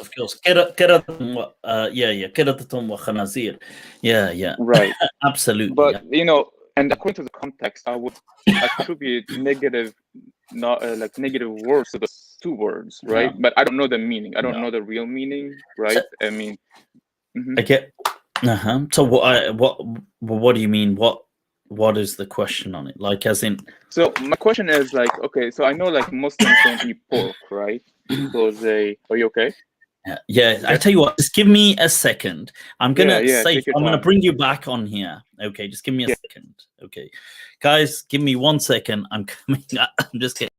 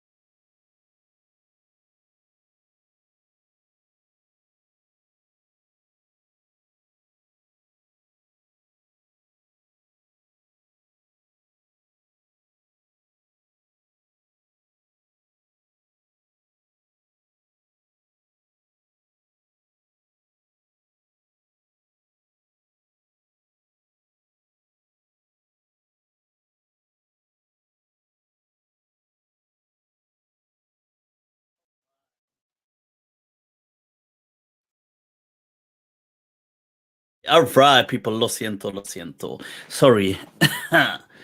Where did he go? Where did he go? Safe, safe, safe. Where are you? There you are. All right, all right. Sorry. Yep, you were saying sorry about qiradatan wa khanazir. Right now, do you mean are these metaphorical? No. Is that the Well, I question? don't. My question is like according to the context, right? I think there was like a group of Jews that were making fun of Muhammad or rejecting. I don't know. They're just like rejecting him, right? And God says, you know, I misguided them and I made them into pigs and apes or whatever that was, right? If you remember, I think it's Yes, chapter of course. 5, verse 60. So according No, to not like, about the prophet, not the prophet, but it's saying about the Israelites in the past.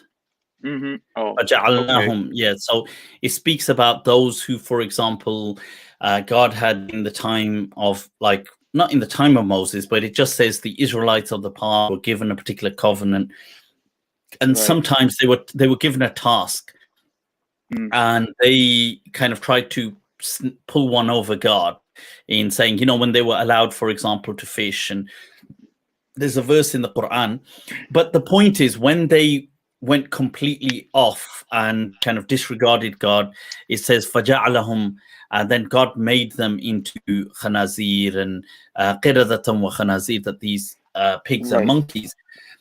Now, does that mean they were literally transformed? Sorry. Right.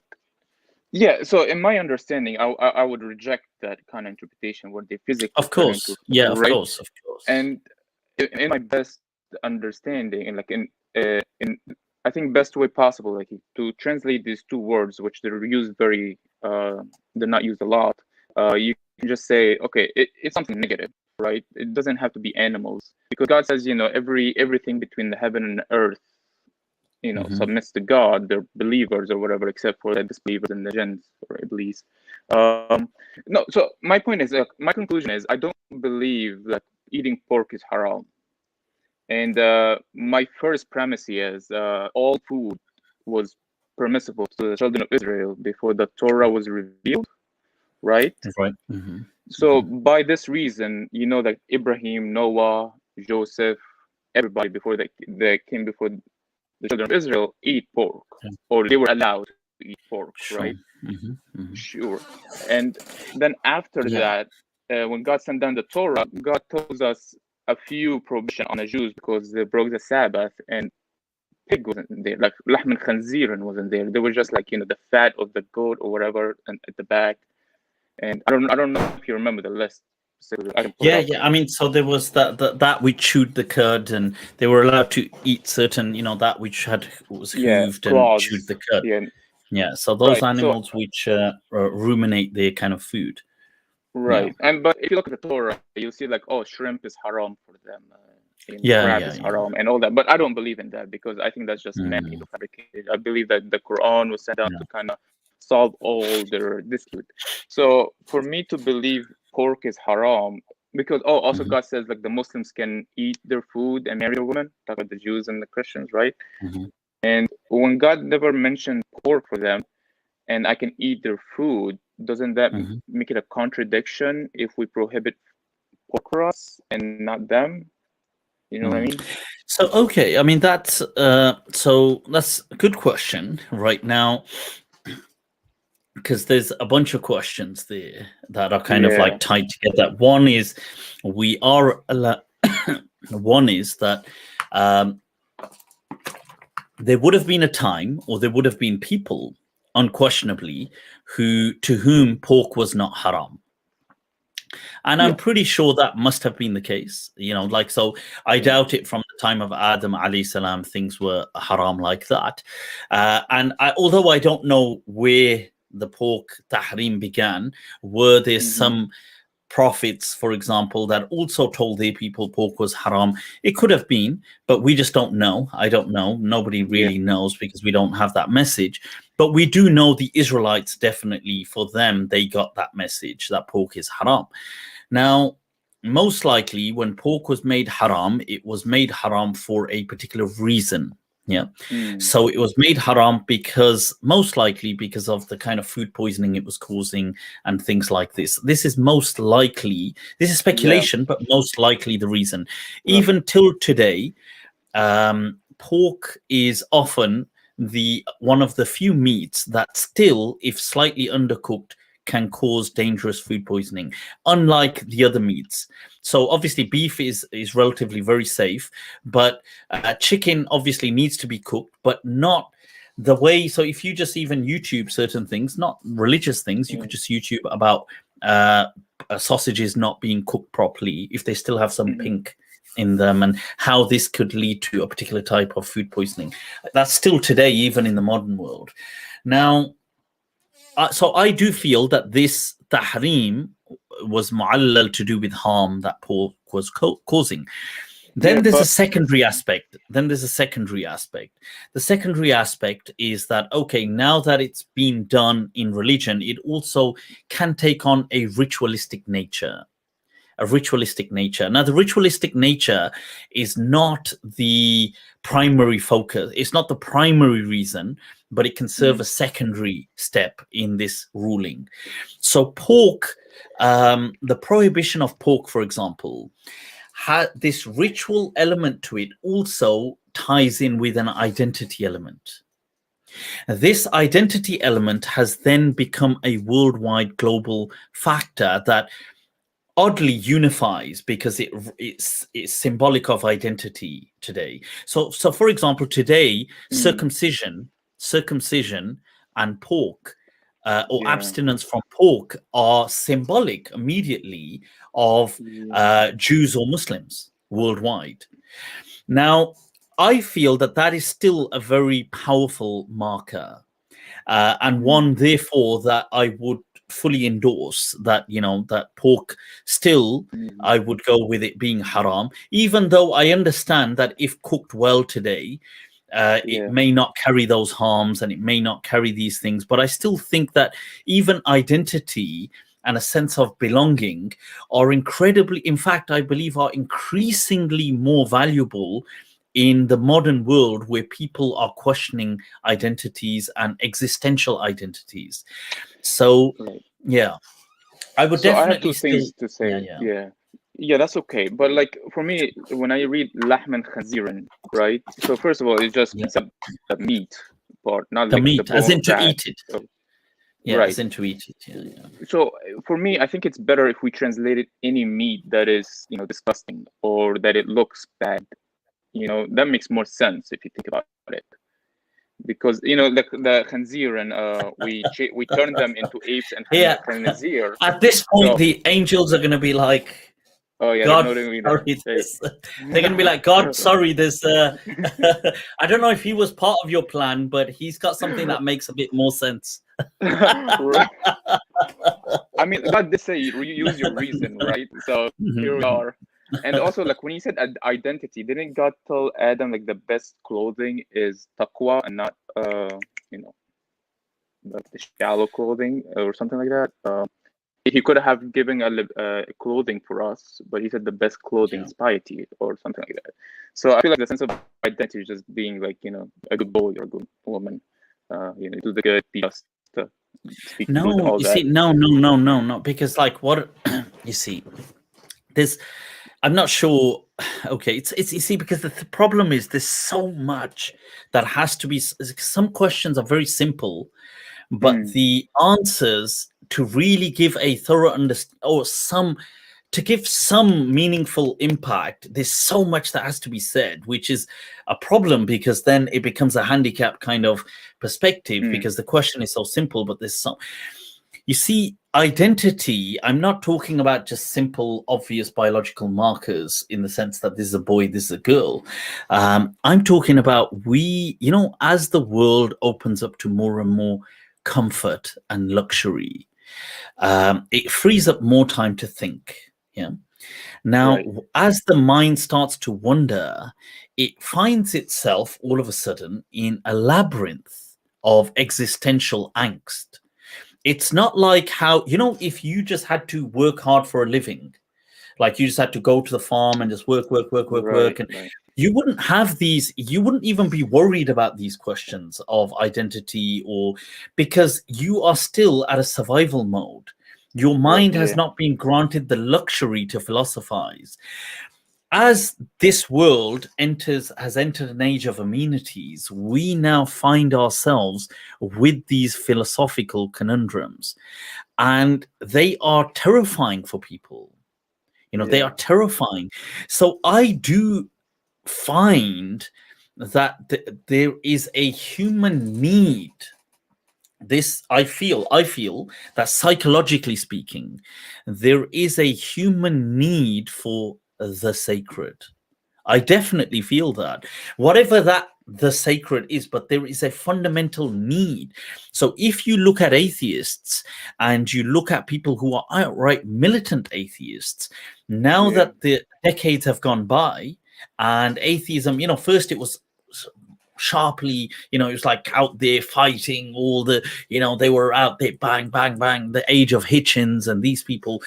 But now that it seems to have stabilized, you know, if you listen to these dialogues that they have, they now speak of the vacuum in their lives because there isn't the sacred. So they try to come up with substitutes because the human psyche seems to have a longing for the sacred. So I feel that we do have certain things in Islam that are the sacred, and they have already been provided. So that's one that you know, it fills a void. It is a commandment that exists in scripture. It also provides a unifying global identity marker. You see, Muslims, wherever they are in the world, they do not eat Yeah. pork. Now, you may say, well, it's a bit meaningless, and that Yeah, may be true, but identity is very powerful. You see, I can't Right. explain the power of identity in just a few words. You'd have to look into psychology and the incredible kind of studies that have been done on what the problems with identity and how they lead to crises in life. And your Right, crisis right. might be something else, like you might be struggling with all these things, but it ties into your own identity crisis that is going on. And I don't mean, you see, when I say identity crisis, you see, the problem is these things are also hijacked by modern day. Oh my God, identity crisis, wearing a t-shirt, identity crisis.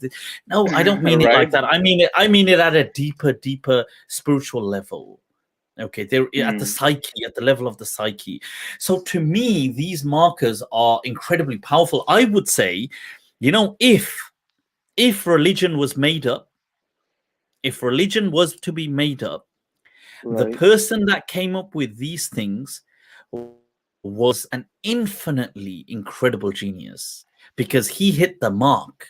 Like, you don't Right. understand how Yeah. powerful, because to come up with an icon that is actually quite easily refrainable, like you can easily abstain from pork because you don't have an instinctual need for it. No, I don't. So Yeah. no, But I human just beings wanted. don't. Not you. Human beings don't. Uh, You see, Right, human right. beings don't have an instinctual need for a craving for pork. You may have had a cultural, socialized craving, whereas you see, you have an instinctual need for sex. You have an instinctual need for certain things, but you don't have it for pork. You have it for food, but not pork. So it's actually a very easily so within reach, yet so powerful in the emblem that it serves within identity. I think at this stage of life, you probably don't appreciate these things, but when you walk a certain amount, you know, you walk down the road of life and meet people and see things and see struggles, you understand, like how Da Vinci said, that the greatest form of that simplicity is the highest form of sophistication. That actually the most complex things are those that could be put out so simply. And this is one of those things that I don't believe it's man-made, but I would say for atheists who feel that religion was just man-made, this was one of the most genius things from their perspective that somebody has ever pulled off. That they've managed to unite people and create a sense of belonging that is global, based on such simple markers that are easily actionable. Whereas saying something like, you see, if I said to you, you have to do something which is actually hard, that is not a unifying global fact. Like if I said, don't commit adultery, that can never be an identity marker. Never. It's impossible for that to be an identity marker, because you see, it clashes with the human instinct. Two, human societies, even if they embrace that as a morality slogan, they will never embrace it as an identity marker. It just doesn't. Human beings, you see, anthropology doesn't work that way. It's not enough to create an apparent identity, whereas food is, surprisingly, and the abstinence from food is even easier of a marker. Because you see, it's a passive step. So these things like pork, I know, you see, you're looking at it from the aspect of, oh, well, you know, okay, you know, I can cook it well today, it won't poison me. But I see in it elements of immense sophistication that are so simply executed that people worldwide, like a Muslim, where you're seated, New York, there's a Muslim in Australia, there's a Muslim today, let's say in South Africa, there's a Muslim in China, I'm here in, you know, in the UK, somebody in India, somebody in Pakistan, somebody in Russia. All sharing, you know, there is an aspect that, for example, if you came in touch with each other, you would have certain factors that immediately unite you. And you would say, yes, of course, Islam, but you would also see practical elements. You see, this is why the Prophet said in the hadith that he who faces the Qibla. Now you see, okay, that is fine. You know, that's a belief aspect. But then he said, وَأَكَلَ ذَبِيحَتَنَا, and he, you know, he kind of abided by our dietary rules. فَذَلِكَ الْمُسْلِمِ, because thereby what the Prophet could have said was a uniform, but he didn't.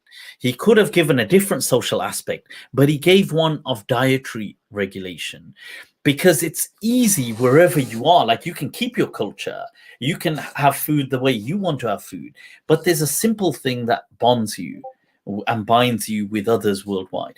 I actually think it is quite, you know, it's intricately amazing and well sophisticated. But I understand your question, but I would still endorse this ruling. I would still say that even if people could say that pork today, if we cook it well, you know, it won't be poisonous, it won't be this, I would still see the power in abstaining from it, whether it's from the ritual side, whether it's from the identity side, or whether it's simply from in the sacred, in the need of the psyche for the sacred, which, to be fair, there are other sacreds in Islam as well. That's not like I'm just saying. Yeah, no, I get that. And the sacred is also a prohibition, you see, because the haram, which is the sanctuary, is also the haram, you know, Masjid al-Haram, the haram mosque. Why? Because, and like you see in China, the forbidden temple, because the forbidden also has this, the sacred to it. But yeah, I think we get distracted, and these discussions. No, that's a nice perspective, actually. But I appreciate you saying that, because it's given us this opportunity to discuss this. Saif, it's been awesome having you on and discussing this with you, man. Much. You take care of yourself. Keep rocking it with that hair, man. Oh yeah, thank you. Yeah. Oh no, I want to walk my dog because someone made a shout out. Yeah, He's like, Give me a second. Let me grab him. What's his name? His name is Prince Lulu, but we just call him Lulu for short.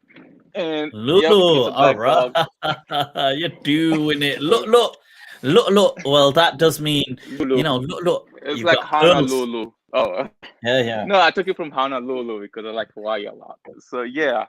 Like people claim that that's taken from Arabic. Allahu A'lam. They say that the people first said that here are pearls. Huna look.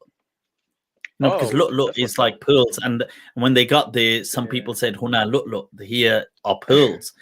I don't know whether that's true, but I heard that years ago.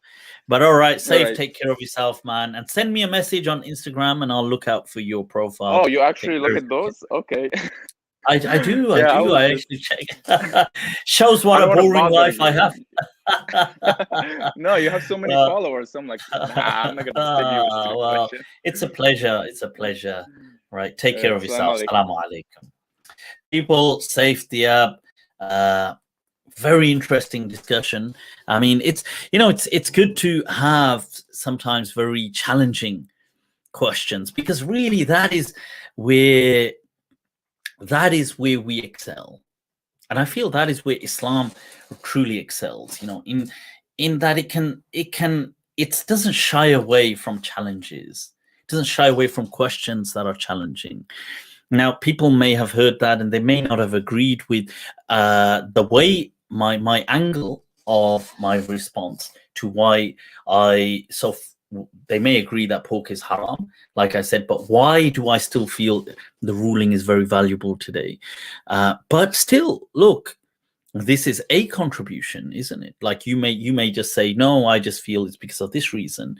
But I feel that's the power of this theme, that it is confident and secure to be asked anything, like ask away. Well, let's see who we've got waiting.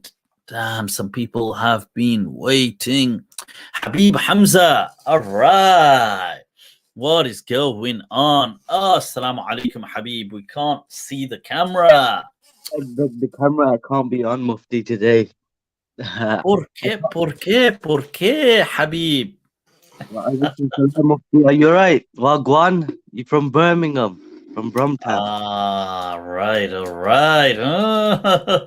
Well, I am Habib, but look, we've got loads of people with their cameras on, so I'm gonna have to give them a chance because they're waiting. But it's been epic speaking to you. Take care of yourself, Habib. We'll speak soon. All right, so people, since we've got so many, the whole studio is full. We've got like so many people on here, and more can't get in, and they're all bechare are waiting there with their cameras on. Sami al-Imam. Assalamu alaikum, Sami. Wa alaikum assalam. How are you, Mufti? I'm good. How are you doing, Sami? Remind us, where are you joining us from? From Canada, Toronto area. Canada is rocking, people. Look at that, man. The amount of chilled out people you have in Canada. This is like, there must be like a whole vibe there. Like, I feel like Canada, it's very different from other places where like Muslims are settled in the West, where they feel like they're almost more in touch with the Canadian culture than someone maybe from the UK or from the US who is a Muslim as well. Yeah. That. Go ahead. No, I was going to say that's actually an interesting point, because I do feel that people who are from Canada, even from America, I feel that they are much more comfortable in their skin than, like, let's say, British Muslims or, definitely British Muslims. Because some British ethnic non-Muslims are still more comfortable in their skin than the Muslims are. And I feel that's because the Muslims here have, their background was very, as in not their own, but their parents who migrated. Their background was, it was very rural. And it wasn't kind of modernized before they came to the UK. So they kind of harnessed that rural mentality in little pockets of communities. But secondly, they then kept a very strong link culturally between that mindset and the homeland. So what it did as an adverse effect is it kind of, the children that grew up then, they kind of grew up a bit neither here, neither there kind of thing, not really belonging anywhere. Yeah, so you guys definitely. Sami al-Imam, what's the ethnicity, if you don't mind me asking? Palestinian. Doing it, Sami, doing it. All right. It's Sami al-Imam. Sami. Oh, it's not Sami. Sami. No, Sami Sami al-Imam. Yeah, Sammy's much more slick, actually. Yeah. It's Hell it's yeah. nice. I My like name that, flows. I Sam. like it. I like it. Sammy. That's a slick name, you know. That's actually a very Arab name. Like, Yeah. Desi Muslims don't really have it, but I think they should. It's a really cool name, man. Sammy. Yeah. You're doing it, man. You're doing it. So talk to us, man. Sammy, share something with us. So it's actually related to what we were talking about earlier. So what like sort of piece of advice would you give to like the newer generation of Muslim, like of Western Muslims who are trying to identify themselves as Muslims, but also want to be rooted within their own local culture, instead of just sort of being that outsider Muslim immigrant kind of person? Yeah. Right. So definitely, I mean, I feel that, look, Islam, look, see, somebody wants to name their kid after you, Sammy. You're doing it, Sammy. Allahu Akbar. It's right here, Sammy. It was at that moment that history was made. Right. You see, Islam is for all times and all places. Now, everybody says this, but not everybody, many people are not true to it, though. They say it, but then they twist its meaning. That, look, Islam did not come to, like, I don't know, like Arabicize the world, to make everybody into 7th century Arabs. Then there would be no point of humanity. You know, it's not like if Islam reaches the Eskimos, you know, in the snow and the ice, it's not going to tell them, okay, start wearing a lungi and a thobe and slippers and flip-flops and walk around, you know, doing that. That's not what Islam came for, to turn everybody into what Arabs look like. I mean, there's nothing wrong with Arabia and the Arabian Peninsula and the culture. What I'm trying to say is that Allah says in the Quran that in your diversity is a sign of the divine. Allah himself says that in the Quran, you know, that فِي اخْتِلَافِ أَلْوَانِكُمْ وَأَلْسِنَتِكُمْ, that look at the way your tongues are different, the way your colors are different. And by colors, it's not just your actual, you know, alwan is not just the skin color. I mean, that's obviously a color, but it's how colorful your lives are. Like alwan hayatikum as well. The whole bi'atikum, everything is different. You know, it's not how colorfully different you are as a people. So obviously, to think that this is only speaking about the color of the skin, I think is so reductive. Allah is speaking about how colorful you are because Allah says lita'arafu, so that you may come together to know one another. Yeah. So in this sense, I feel it is amazing that Muslims can be so different and yet still, you know, like I was just speaking a bit earlier on about being connected with a bond that we bind by faith, and yet we're so different. You know, people, we can eat different foods, we can do different things, we can look entirely different, dress entirely different, have different languages, yet we still feel a sense of belonging, you know, and I feel that is something really, if in my assessment, it is unique to just the Muslims worldwide to have a community, a global community that feels a sense of belonging, that is so huge in number and so diverse ethnically. I don't feel that is shared by any other group worldwide. The only way it's shared is either they are a very small ethnic group that have kind of spread out, so like Jewish people or Sikh people, but they're still actually one ethnicity, or they're not so large in number, because it just doesn't happen like this. They don't feel, there isn't that, like, even if you take Christianity, there isn't that, like, let's say you take a Christian from South America and you take a Christian Chinese, yes, I mean, I don't feel that they will feel necessarily a bond. Like, generally speaking, they're not going to, oh, mashallah, you're Christian. You know, it's not. Whereas you still find that with Muslims everywhere. You know, it's like, oh, mashallah, this person's a Muslim, and they feel an immediate affinity. And I think that's something, you know, almost, it is one of the hallmark kind of achievements of Islam to have established that. But yeah, so I definitely, apart from just celebrating that, but I feel that we should keep our diverse identities. You know, we should be comfortable in our skin wherever we are. And it may take time, though, because, you know, people see, the problem is that it's difficult because people, you know, these migrant communities are still relatively new. You know, they're just a few decades old in the West. And it's hard because people are, you know, they still feel very, you know, the eye effect that people are watching me and people are, yeah.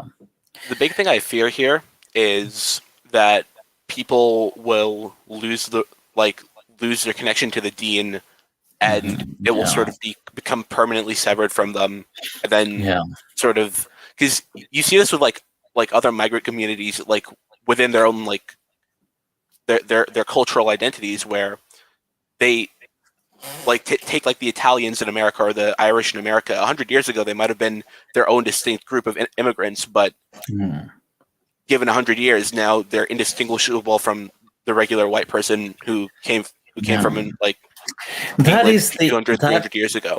You see, that is the fear that people have. Now, I just recently, I mean, okay, I was speaking to, I mentioned it on my live to Sheikh Akram Nadwi, who's a great sheikh from the UK, but with him there was a guest. And you see, this was one of the questions he put to me. He said that, look, Mufti, you still... 1 second. Go ahead. Go ahead. Right. Oh, right. Sorry, I thought you were talking to me. I was like, okay, no problem. No problem, Sammy. You tell us when. Right. So, wait, do you have to go? It's not a problem. If you need to leave, I'll just carry on answering, and I'll take your thing off. And all right. 1 second. Yeah. Go ahead and do that. Go. Okay. Sure. So, right. So that's Sami, people. But the question that he's asked is very interesting, and I was asked this, and the person, you know, great person, keen supporter, but very traditional, you know, and he was older than me, and he very respectful. And he said, you know, he asked this question. He said, I fear that, you see, I agree with you in all these things, but I fear that the way you are completely non-traditional in your dress and things like this, that, you see, if the younger generation all start doing this, which to be fair, they already are, but he said, like, if they start doing this, then the generation after them, I feel that the whole of the tradition would disappear. And I think that's a good question. That's a very good question. And I've said before, first of all, I'm not against clothing of any tradition. I'm just against the mandating of it and thinking that that is Islamic. Okay. But that's just a little footnote I want to put there. But the main thing is, you see, I feel that, yes, you are worried and insecure. I get that, and I understand it. But I would like to double down and tell you that, believe me, you have nothing to worry about. Iman and Islam are much more powerful than that. They will bind the souls of people together. That, you see, what you are just worried about is the apparent, the superficial, the veneer. Islam, you know, it cuts much deeper than that. That Iman, the power of faith, even if, you know, people feel that in 50 years' time from today, our offspring, okay, apart from color, how else will you tell them apart in society? That we feel that if this message is relayed, we will tell them apart through ethics, through morality, through what they stand for, humanity, and through their faith. That you see, it doesn't mean, like, just because you don't wear a thobe does not mean you do not have a love for the Quran. It does not mean you do not have a love for the deen. It does not mean that you do not have a connection. And this is my reply, that I understand this question. I deeply do, but and this is why I'm saying I'm that confident to say that, and I would double down in saying that, look, believe me, you have, if you do pass the message of Islam in the loving way that it is, not in this horrible, tormenting, scary kind of cultural way, you pass it as it is, that you have nothing to worry about, that the roots of this message go so deep into the soul that it will shine. You do not need to think that just because your great grandchildren will not wear a shalwar kameez or a thobe or a hat, or that they somehow will reject Islam. That is not. These two do not follow. They are separate entities. So I hope that makes some sense, guys. Let's all right. Jesus would have forgave a night. Somebody saying, can I please bring on go on then, Muhammad, you're doing it. Go on, let's get you on the show. It is bloody hell, it's almost Muhammad. Assalamu alaikum. Alaikum salam. How's everything? Good? It's good. Where are you joining us from, Muhammad Lu? I'm actually in New Jersey, but born in Brooklyn, so don't worry about the hat. All right, man. Brooklyn, you're doing it. I gotta say, everything about America just sounds cool, doesn't it? It's like Brooklyn, it just sounds so cool, man. yeah. You got to come out here. You know what I'm saying? Whenever you come out here, just let me know. We're going to take care of you. I'm seeing that whole, is Stallone in some of his movies linked to Brooklyn? Because I'm seeing that Stallone vibe right there, man. The Sylvester Stallone, man. I got to keep that under the table. You can't, you know what I'm saying? You're doing it. Is it Lou, or is it Lu, or is it, how do you pronounce it? It's just Lou. You could just say Lou. Okay, it's Lou. All right. You're doing it. You're doing it. There was somebody here. I think you must have had him on your team. He was spamming, saying, "Bring Lou on, bring Lou on, bring Lou on." I was thinking, you know what? You must be the Messiah. I must take you on. I told him to. I told him relax. I was thinking, like, we're gonna miss the boat here, people. This is it. The Messiah is here. It's time, guys. Everybody's forgiven. So talk to us, Muhammad, man. Share something with us. What's going on? Yeah, so, I actually watched a video of yours. My brother actually watches you quite a bit. He loves your content, so thank you for what you do.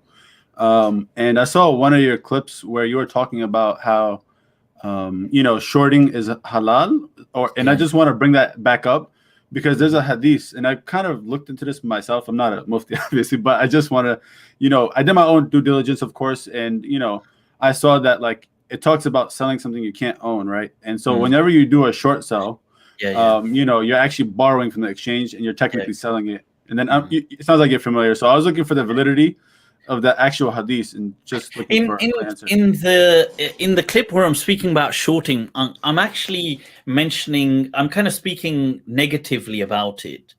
I'm not speaking about how Elon Musk hates those people who short, and he gives the example, you couldn't sell a house that you don't own, you couldn't sell a car that you don't own, how the hell did these people get away with it? Because, and I give, in that clip, I'm speaking about the whole GameStop versus the Wall Street thing, and I mentioned this in there as well. Now, so there's two things. I mean, as far as the morality aspect is concerned, I do kind of agree that what these hedge funders do, I feel, is kind of immoral, it's cruel. And in that aspect, I would kind of agree in it being haram, because it devastates lives. It devastates, like they could just destroy a company. I mean, like the way they tried to destroy Tesla, it's just, it's just cruel. You get these powerful Wall Street kind of guys who, and they will just, because of whatever reason, they'll kind of gang up on a company and they'll just short.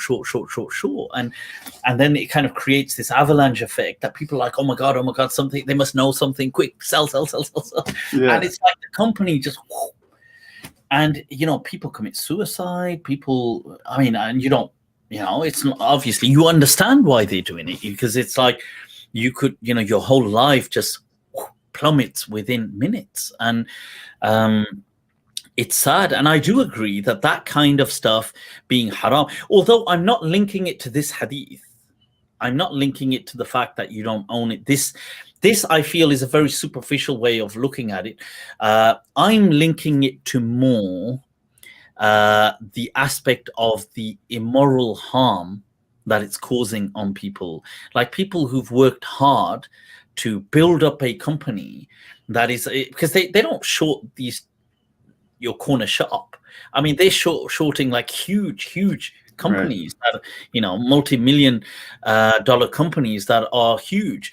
Now, I'm not trying to say these multi-million dollar companies are angels or saints. I mean, I'm sure they've got their own track record of kind of atrocities. But what I'm saying is, I don't agree with that wolf-like, you know, unleashing these wolves onto people, and just because they happen to be these Wall Streeters, they can do that. They wield an immense amount of power by just tweeting something.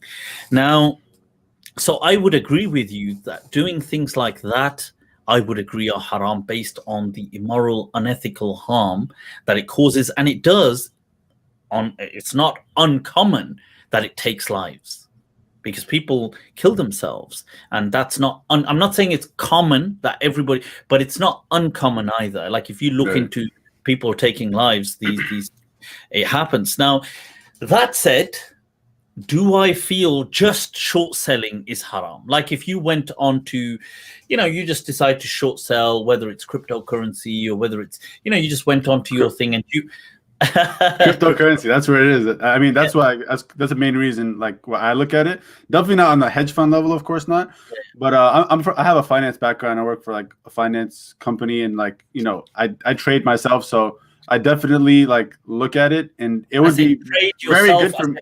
Myself, there was the active participant, not the passive, not as in the I mean the object. You trade yourself, otherwise that would be a more colorful lifestyle you live. Yeah, no, I definitely, like, right now, like I take positions here and there, but the thing is, it's only long positions, so buying low and then trying to sell high later, right? Yeah. And then, you know, obviously there's other opportunities where I could short technically, but I want to do the right thing, and I want to definitely, like, that's why I brought it up. But I knew you're about to add to a second point there, so I'm gonna let you continue. Sorry. No, shukran. No, so what I was going to say is that, you see, this on a regular scale, I don't feel these things are haram. I don't feel that the hadith that you don't own something doesn't mean that you can't set, like today, like drop shipping, for example. If you set up an account, like I encourage people, look, they should be entrepreneurial. You could just kind of, you know, there's many kind of drop shipping sites. You could just get the things, make an Instagram page. You could start selling things. You can make different sites and you get them drop shipped. Now, you don't actually own them, but you are selling them. I don't feel any of these things are haram. You see, the problem with selling something that you don't own was more about the disputes it caused later on. But today you operate within a framework that is fine. Now, that said, coming back to this, where you are shorting companies, you're shorting stocks, or whether it's crypto or other things. Now, on a low level where it's done like this, I actually feel this shorting or longing, this is actually part of the game. Even these bigger companies don't mind. I mean, I'm sure one could say they don't, you know, oh, they don't want it, but really it serves into a bigger, because the way things go up, down, it creates an interest. It keeps things, you know, it keeps the market engaged. This is not the, I don't feel that is haram at all. But yes, to hear. at the level that those hedge funders were doing it at, to destroy companies. Like they would, you know, they could just pick on a company and destroy it potentially. Right. Now that is, there's an unquestionable level of cruelty that is going on there. Obviously, they're making money in the process, but they know that they are being very cruel in the process as well. That's not the same as you kind of trading as a broker, or, you know, you're working for some company and you're kind of making some profit by doing this, and then you're saying this kind of like buy and sell that is going on, in the greater scheme of things, actually serves the very company, because you kind of keep an interest alive in that company, because the company is still on the list of what people want to buy and sell with. So, you know, not every loss is necessarily a loss for the company. Right. And just to confirm that in that instance, technically what you're saying is that hadith doesn't play into this framework, and it's because of the context. Is that what I'm understanding? Yeah. So the hadith is actually in a context where it would create disputes and problems, which, to be fair, in the most part today, this is why I don't feel that hadith necessarily applies today, because we're in most of the world today, you would have operating frameworks. So when you are buying and selling, there's already commercial laws that dictate the terms. Like, you have so many days to a cooling off period. You have this, you have 28 days, you have 14 days. If it's a, virtual kind of transaction, you have this, you have that. These laws are already in place. So you have a safety net to fall on. That's why that hadith wouldn't apply. That hadith was there because there were no safety nets. So you could, you make a deal today, and then you now rely on the money, but I renege and I say, well, I'm not giving it to you. I'm not giving you the product. And you've kind of, you've spent the money because you were expecting me to fulfill my word. And now you've got a problem and you've got no laws to protect you. So the hadith were there as laws to safeguard you, to say, well, no, make sure you have it in hand and then sell it. You understand? But today, in most parts of the world, that has moved on. And they were, and even historically, there were hadiths. For example, there's a hadith of Uthman, I believe, in his time buying and selling land, which was in Sham, and selling it before he's even gone there. So, he couldn't have gone there and taken ownership of it because he was still in Medina. So it's not that they weren't doing this, but it was more about the disputes. So today, I would say that hadith in many parts of the world does not apply really because of all the laws that are already there and the protection. So if you, for example, bought something from me online and you've signed it, and whatever the cooling period has gone, I am now mandated to deliver, and you can take legal action against me if I just renege and I say, well, I ain't going to give it to you. Tough, I need to give it to you. And there's laws that would enforce that. So the hadith was for a time when there were no laws. That said, the shorting thing that you mentioned, I agree. That's to do with, I feel that would still be haram at that level, at that huge level, but not at the normal level, that normal, you, other people, me, whatever, us kind of people trading. Right. This is a normal level that actually serves the market. Right. Yeah, that's more like a manipulation, like, you know what I mean? Like they're probably setting the market to. Yeah, I know exactly what you're saying.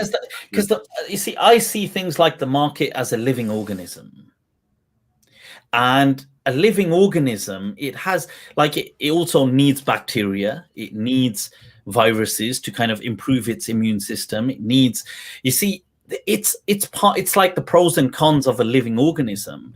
It needs that.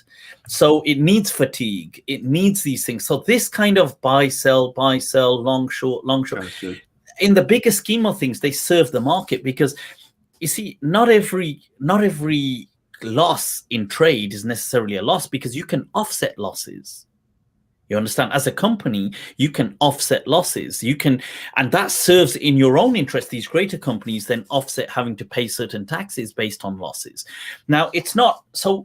There's a complexity to all of this. It's not as simple as every loss is a loss. A loss can actually be a profit, in certain higher thinking ways once the accountants get. But yeah, so I don't think any of this is haram. But yeah.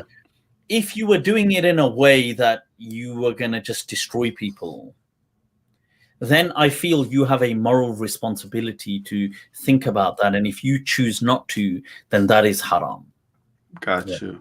Got you. Okay, and then, I just want to get that one last part. You said Usman was selling lands in Shams. I just want to check that out myself. Yeah, so I'll have to double check that. But what's coming to my mind is the narration of Uthman, just in case it was another companion. But there is a narration where one of the companions is sold a piece of land, and it is distant. So he's in Medina, but the land is in Sham. And then after a while, somebody else says to him, look, I tell you what, will you sell it to me instead? Sorry, not instead. Will you just sell it to me? I wanted it. And he sells it. But then this evidence is used for those people who say that you can, historical scholars who said you can sell things even if you don't own them. They use this athar as an example. It's coming to my mind as Uthman, but just in case it's another companion, I'll double check it. But there is a narration of a companion trading like that. Definitely. I'll watch out for the next Monday for sure and super chat you. Sure, man. Muhammad Thank Lou, you so you're much. doing it, man. I love you. Got this whole cool vibe going on about you, man. Honestly, I love Thank you, it. man. I appreciate Message it. me on Insta, and I'll keep in. I'll keep a lookout for your profile. Any tips, by the way, and you want to send them to me? Send them on Insta. I got you. I got you. All right, you're doing Thank you it, so man. much. Take Salaam care of alaikum. yourself, Thank you so much. Muhammad Lou. Salaam alaikum. People, that was Muhammad Lou. That's what I'm saying, man. People, you know what? There is so much talent amongst Muslims. And I feel it's a shame when our talent is restricted by just religiosity. You know, people say haram, haram, haram, haram, and they kind of like restrict the talent. People, it is getting late. I, believe it or not, still have an episode of a series to watch. I want to eat some food as well, yeah. So, what? Somebody fascinating. It's early. Muhammad Lou is doing it. He was indeed doing it. I'll tell you what, let's say some quick salams. We'll have to keep it a bit brief because it's almost 2.5 hours. Shadman, let's bring Shadman. Shadman, assalamu alaikum. Assalamu alaikum. You're How are you, doing Mufti? it, Shadman. I'm good, man. I'm good. How are you keeping, Shadman? I'm good, alhamdulillah. Yeah, I was waiting for a bit. I've got like a bio test tomorrow, so I just Oh, prepped in wow. quickly. Okay. Yeah. Wow. Yeah, because I seen you there. I thought, Shadman, come on, man. We gotta get Shadman on there. Well, I Thank you hope for the having test me on. goes Yeah. well. Hope the test goes Yeah, well, inshallah. inshallah. We've You'll got like fly 1 through it, week man. left. Yeah, You'll for sure. you'll fly through it, man. You're a We'll genius smash kid, through. We'll man. smash through You're it. a We got genius. it. Cool. I So hope how have you been? I've been good, man. Lillahi alhamd, Good. lillahi alhamd. Just chilling, living life, walking the path. Yeah. That's it, man. That's it. But Yeah. so cool, Shadman. I'll just try and squeeze on some other people. But it's Yeah, been for sure. epic. Just take care. I just got one question, if you don't mind. Go Just a on, quick go answer. on, Shadman. For sure. See, For sure. this is Thank my you. problem. I can't say no. I'm joking. I say that, then I take him off. Yeah, go for it, Shadman. So just quick question. So you know how the Jews of Bani Qurayza, so in Medina, right? There were like 3 like Jewish tribes. Quick Bani question. Qurayza. You know the Bani Qurayza complex issue. You know this we new gotta bring force this up. within physics that they've discovered. Sorry, carry on. Yeah. Okay. But so you know how they committed treason, right? And the Prophet ﷺ, he wanted basically like there had to be justice served on them, right? So the Jews asked the Prophet ﷺ to like ask for Sa'd bin Mu'adh to judge upon them, right? And then Sa'd bin Mu'adh, he used the Torah to judge upon them. And scholars generally did it like Deuteronomy 20. Deuteronomy 20, 13, 14, where it says like, execute the ones that were execute the fighting men and take the women and children as captives, right? So Sa'd bin Mu'adh basically did that, and the Prophet ﷺ replied by saying, this has been a just judgment or a godly judgment. So I just want to ask you, so Imam Tabari will bring the narrations that 900 Jews were like executed. Ibn Ishaq, our beloved Ibn Ishaq, would bring around like 600, you know what I mean? And different reports will say different things. So how many Jews do you think were like executed in Bani Qurayza? And we know this was like a treacherous tribe. So like I just want to first of all, I'm not sure about the narration that the Prophet said this is the judgment, godly judgment. I've not come across that. What I've generally come across, the understanding is that he says "Qumu li sayyidikum," and that they say, because they say we want him to judge. Not you, not the Prophet. We want him, and then he judges and gives that understanding. So, and his understanding is like very harsh, and the Prophet leaves them to it because they asked for it. Now, it was treason, and in that day and age, they did used to see capital punishment for treason. Now, I don't. Right, so I don't believe that the numbers were how they were demonstrated later on, just because of if you try to tie everything in, because there's all these varied narrations like, oh, whatever happened just happened between Asr and Maghrib. And they say that they also buried them and then came back. And you think, well, how was this even happening? Right. Sorry, I have to do a shout out for Riz. Right. Riz, shukran for the love and support. You really didn't have to, but shukran, much love. Now, look, so it just doesn't add up. How could have they done all of this between, you know, because they're going there and the Prophet says, look, don't, you know, the famous hadith, La yusalliyanna ahadukum, don't pray until we reach Bani Qurayza, and then and so it's before Asr. Now, and then the narrations say they leave by Maghrib time, and they've also buried the bodies. And you think, well, how many bodies were these that they were burying? That's only, how long is it between Asr and Maghrib in a reasonably static climate with like Arabia? It's, you know, even if one says it's 2 hours, that's still not such a long amount of time to do all of this stuff and bury like, you know, hundreds of bodies and come back. So in my understanding, that I feel that there were certain people that did, you know, bear the brunt of their treason. It would have most likely been the chieftains, the chiefs of the tribes. The ones that actually sort of, the ones who were responsible, the kind of movers and shakers of the tribe. So they would have probably been the ones that were punished. That's in my understanding. I do think that if you look later on, the historians are people like Al-Quradhi. He is Muhammad, I believe Muhammad al-Quradhi, but his al-Quradhi is actually from the offspring of Bani Qurayza. Now, I feel that some of these people may have I don't know. I'm not saying him necessarily, but people along the way may have exaggerated these narrations, especially when that era in the Abbasid time arises of this kind of anti-Semitic, anti-Jewish sentiments kind of bubble. Because there definitely is a period. I feel that I've spoken of it in the past. I feel there's more than one period, but there were these kind of like this punctuated equilibrium, this kind of relationship that we've had with the people of the book, especially Jews, which has generally been stable and positive, but it's been punctuated at times. And in those occasions, I feel one of them must have been around early Abbasid period. And it's the time when a lot of translation is happening, I think, because the Jewish people may have been those that were able to translate, and they were given a lot of importance by the caliphs, and they were given a lot of money and positions of power. Now, this may have caused a lot of resentment amongst the clergy, who were also rivaling the royal courts to have that special position and that special favor. So it begins by this kind of spurting this kind of hatred against Jews, and look, our tradition, they betrayed the prophet and blah, blah, blah. And I feel it's in those kind of times that to scare them and to raise these sentiments, these things are amplified, that the prophet killed so many Jews. Now, if you look at the famous statement of Imam Ahmad, he said that 3 things have no asl in Islam, that these things were really just Maghazi, very weak. And Maghazi was one, and this comes under the Maghazi.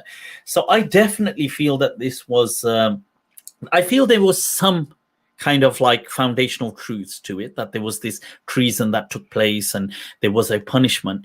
That sounds very reasonable, but I feel that it would have just been the chieftains that were held responsible, unlike this thing of let's just kill all the men and do this. It just doesn't fit in, as they just wouldn't have, even logistically, it would have, you know, it just wouldn't fit in that they did all of this and then came back and did this in Medina and did that, and it just doesn't add up. Can you one day make a full hadith analysis one day, like on Bani Qurayza? Like, let's do a full-on hadith analysis. As the Tablighi Jamaat say, let's make intention. Inshallah. All right. Shadman, take care, man. Inshallah. Assalamu alaikum. Take care. Right, alaikum salam.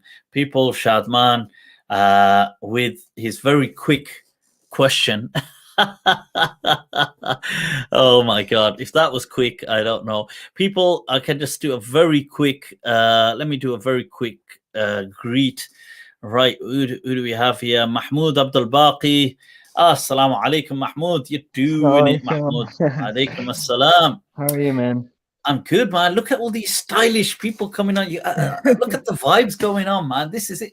This is reminding us. Look how old we're getting in life, huh? Moving on. All these youngins coming on. These like mushroom top hairstyles. You're rocking it, man. You're rocking it. So, Mahmoud, where are you joining us from? Louisville, Kentucky, in the U.S. Kentucky people, Kentucky Fried Chicken, man. Yeah, I'm just I'm gonna go ahead and let you go, but it was nice talking to you. I'm just gonna finish up my camel urine. Right. You got to stay healthy. That's the way, man. Yeah, exactly. One cup a day. 1 cup a day. Okay, I'll see you. Mahmoud, take care of yourself, man. It's a pleasure having you. Assalamu alaikum. Look at that, people. Mahmoud doing it. Right. Yusuf Abdus Salam. Assalamu alaikum, Yusuf. Hey, what's up, Mufti? Doing it, man. You tell me what's going on. I'm chilling, man. Where are you joining us from, Yusuf? I'm from New Brunswick, Canada. Canada, New Brunswick. Yeah. Hey, Mufti, I'll ask you literally like a 30-second question. I just want a yes or no. What do you think about vaping? Yeah, sure. I don't think it's haram. You don't think it's haram at all? No, not at all. All right, that's good. Cause I kind of vape now, so like I thought it was kind of haram, so like I felt kind of guilty and stuff. Nah, man, God is much more merciful and magnificent than making vaping haram. Vaping is, and in fact, it's even. I mean, it's statistically much more safe to the body as well than regular cigarettes and stuff. So man, keep vaping, Yusuf. Don't worry about it, man. I was going to get a fat head rush. You're doing it. I'll see you later, Take care, man. Inshallah. Assalamu alaikum. That was Yusuf. Look, cool kids, man. Cool kids, honestly. This is what it is. It's good to see people. All right, we've got Mirza. All right, Mirza. Let's add Mirza. Assalamu alaikum. Hello, Salam Mufti. How are you? Salam alaikum. The cat, you do. My mom gives salam to you. Assalamu alaikum. MashaAllah. Tasharrafna. Right. Thank you, Mufti. Well, Mufti, a quick question. Is it a valid marriage if two persons shoot a video and say to each other, look, I accept you as a spouse, okay? Then share it with people. Is it a valid marriage? Because the video is actually better than a document, okay? That would be valid. So, for example, if a person, so according to Maliki fiqh, that you see to do the actual marriage. So, okay, according to everybody, the real marriage is just the acceptance. Two people accepting each other. That's the actual nikah. Now, which they call in Arabic ijab wal qabul, just accepting. Now, according to the Malikiya, the ijab wal qabul can be done in private without anyone. However, then you should announce it to people that we've done this. So according to Maliki, according to the others, they say that witnesses should be always present for the ijab wal qabul. But according to the Malikiya, because the Prophet's own weddings, like when the Prophet married many of the wives, nobody else was present. So what he did was he announced it after he kind of got married. He said, I've married such and such. So if you did a video of, let's say you I don't know, it was a video, and you say, hey, we've got married, me and whatever it is, and we're now married, can you make dua for us, whatever, and you share this video publicly, that would suffice Islamically as a nikah. It would suffice. Yeah, thank you, Mufti. I really appreciate that. So I've got a feeling there's going to be a quick wedding going on, and Mirza, you're going to be sharing a video. I'm looking for a spouse for a long time, but I couldn't find. How's my hairstyle? You're rocking it, man. Look at that. Ladies, look at that. Can you see that? The frizzy hair right there. Single ladies out there. Mirza is single. Right? Look at that.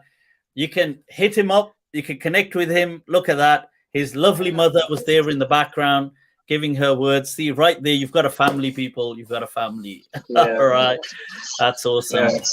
Well, Mirza, you take care of yourself. Enjoy yourself. And salam to your dear mother as well. Inshallah. May Allah bless you both.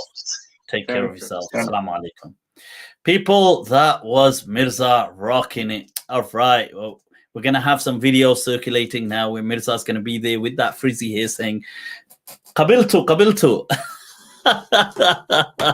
All right, people. Shahid Qamaruddin.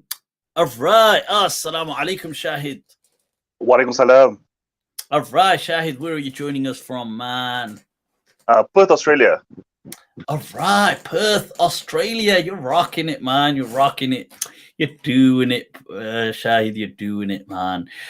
Right. Do you want to quickly, I don't know, share something? I know we are pressed for time, though, so I do apologize. But still, since you've got these awesome earphones on, and I'm a fan of earphones, I mean, what can I say? You look like a gamer. Are you into gaming, Shahid? Yes, I am. You know what? You gotta teach me some stuff, because I gotta go into gaming after Ramadan. Right? So you gotta send me some Insta tips.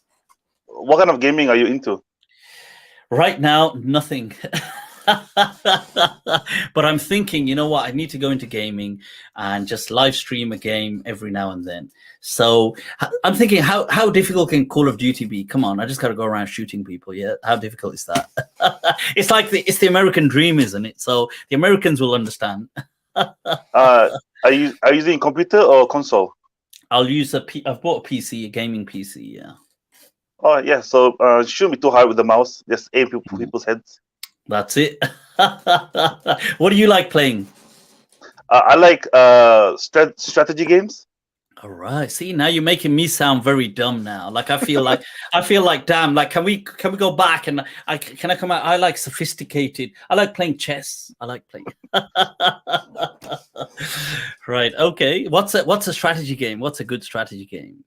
You can try the Total War series. So they have the medieval period, they have the Roman period, they have the European 17th century period. Okay. Wow. Okay. They also have the Shogun, the Japanese. Wow. They also have that. You're doing it, Shahid, man. You're doing it. Where are you from ethnically, Shahid, if you don't mind me asking? Well, I'm mixed. Are you mixed? Really mixed. All right, because I was getting mixed vibes, actually. I was getting, are you, what, part Arab, part... No, no Arab. Not Arab, okay. No. Desi, I am, Desi. No, well, I am part Tamil, part Chinese, part Malay, part Dutch, part Welsh. Bloody hell, the United Colors of Benetton, right?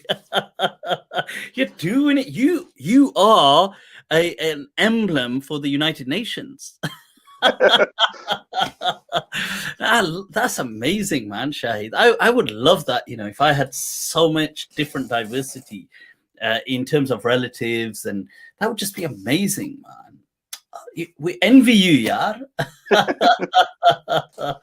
Yeah, so that's real cool, man. Do you speak many languages? No, only English and Malay. Malay, but you can learn the others. I grew up in Malaysia, and I'm trying to learn Arabic. Yeah, you're rocking. You know what? You could pass as an Arab as well. Mind you, you could pass as a regular Desi. This is what I'm saying. You can blend in. You're doing it, Shahid. You're doing it. Well, Shahid, shukran for joining us today. It's been good. Right? Do send me a message on Instagram. I'll look out for your profile, and inshallah, stay in touch. Take care of yourself. Keep gaming, man. Keep gaming. Can I ask a few questions? Oh, you're still here? Oh, yeah. No, yeah. We are rushed, but go on. They're very quick, though. So, with your psychology degree, what's your view on Asperger's? Because I have Asperger's. Oh, right. Okay. Oh, do you? Okay. Yes, Allah, man. Allah make things easy for you. Right. Okay. A view in terms of what angle? What do you mean? Yeah, because certain aspect of religion and like social, I have issue with. Yeah. Shit. I was about to say. I was just about to say, damn, does that, the jokes I was coming out with, you probably weren't getting. I mean, they probably.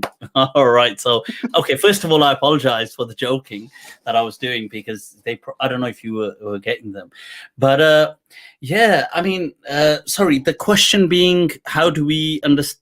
What was the question? No, so normal people probably view religion and social gatherings and stuff like that like normal, but for like autistic, you view them differently. Like you don't really feel comfortable in like big gatherings and stuff. Yeah, no, like Friday prayers disturbs me. I can't really sit there with the whole big crowd. Yeah. Don't. I don't believe you have to go. If you anything that disturbs you like that, you don't have to participate. You don't need to force yourself to kind of be uncomfortable and stuff like that. And it's not just uncomfortable; it's anxiety, isn't it? It causes anxiety. So you don't need to force yourself in those positions. Look, there is a lot of the ease in this deen. This deen has been made easy, and I would advise that that is there for you. If things can be made easy, you can take it. You don't need to take it, but if you want to take it, you can. Allah is more understanding than people. So yeah, don't let people make things difficult for you, Shahid, man. Don't let them, inshallah. May Allah bless your journey. May Allah make things easy for you. In spite of the challenges you've got in Asperger's, I can tell, man, look, just even this very short interaction with you, that you've come an amazing way, and you can tell that you're incredibly accomplished in your own achievements. So you got to be rocking it, I'm sure, man. I had to prepare myself for like 3 hours before going on. I thought you were, mashallah, that's, but look, each person has a journey. Yeah. And yes, there are these difficulties, okay, and these challenges, but each step of the way, just think of it that Allah is rewarding you, okay, and you may have had to prepare yourself for hours, yeah, you may have had to, and you may have to do this for other things, and other people, you may think, well, look, such and such person doesn't have to do that.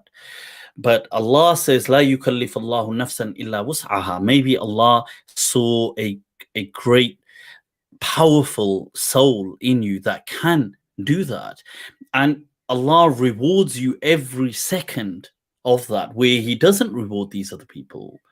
So, inshallah, I mean, may Allah make things easy, but hang in there. I'm sure just your wonderful smile tells us, man, Shahid, that you're doing well, inshallah. You're doing well. Okay.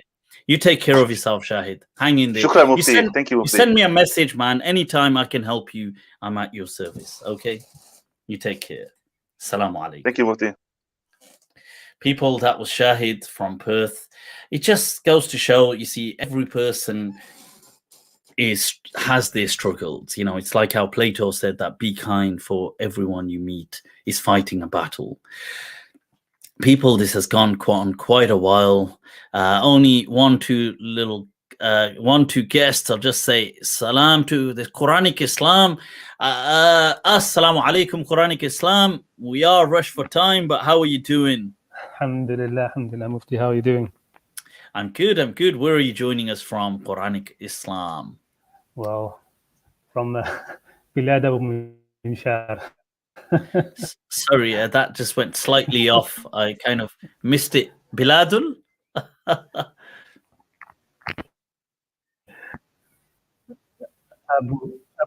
The Middle East.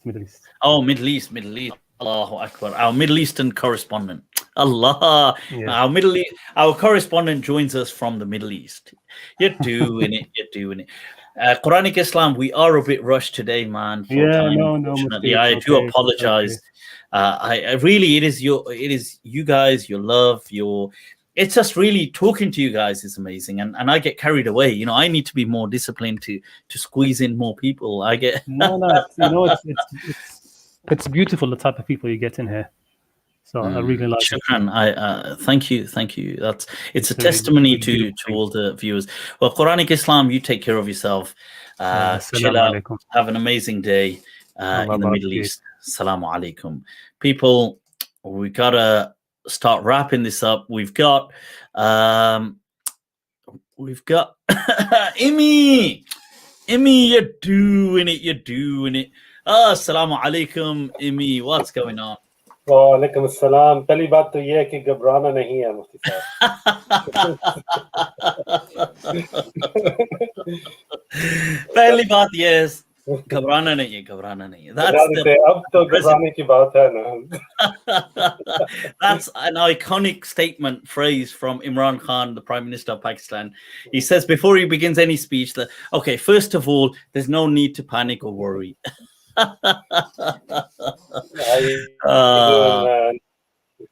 I'm good, man. How you keeping? How you keeping? Yeah, I haven't shaved. I need to go shave, man. This is it. I'm like, yeah, I need to. Yeah, come on, man. You don't need to shave, yeah. You've got that New York swagger look going on. You had a lot of people from New York today. I know. What's going on, man? People.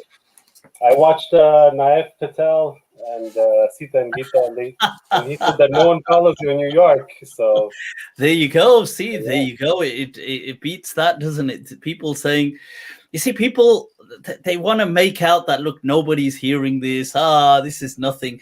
And the irony is that these people need to talk about me just to have people to listen to them. I mean, that is a sad state of affairs. I mean, I take it as an accolade, really. I take it as it's something I can wear as a badge of honor, but it's a sad.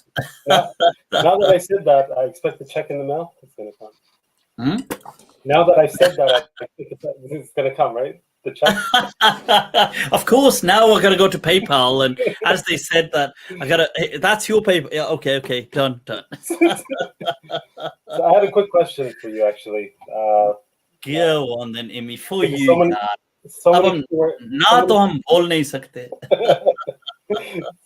शर्मिंदा करते हैं. So many people were here from the West, and it just came to my mind that a big thing over here was the northeast versus southeast for the Qibla. And Sheikh Nuh Keller, he wrote a book about it, Port in a Storm, and he really argues that it has to be like northeast. Sheikh Hamza Yusuf said it makes more sense to him southeast. Do you think it's a big deal? Do you think with my common sense, which isn't going to be very common, and neither is it going to be sensical, I would have assumed southeast is the general thing. That's just like from I suppose people may say from a flat map perspective. Right. That's what comes to mind, isn't it? You just think, well, America and Arabia, and you think like, well, southeast. But I understand the globe.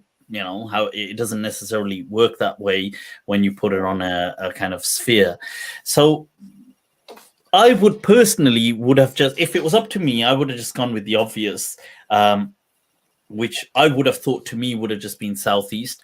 But that said, I don't think it's a big deal. I don't think, I know in America, in some places, they point the other way totally, isn't it? Don't they? No, I haven't seen that. Have you? I'm sure I thought I was told that some people go the other way around. Don't they? No, they don't go this way. As in, on a flat map, it's going to be this way, as in east.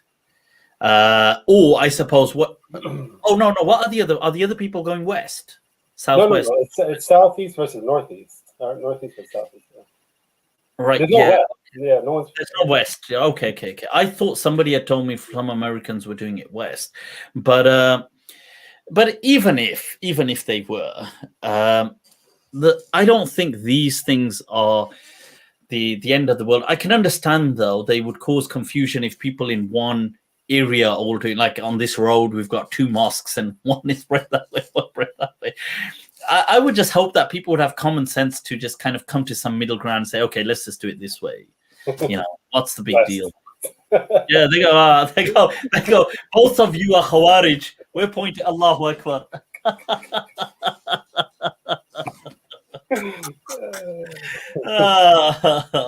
Well, that's the Ummah, The Ummah. That's the state of the Ummah. I have this show. I'll just tell you. I used to, years ago when I used to teach in a school, right? So I think I've mentioned this before. And there were these, there was the Sunshine group that I used to teach, right? I used to go there and they just like color in and stuff.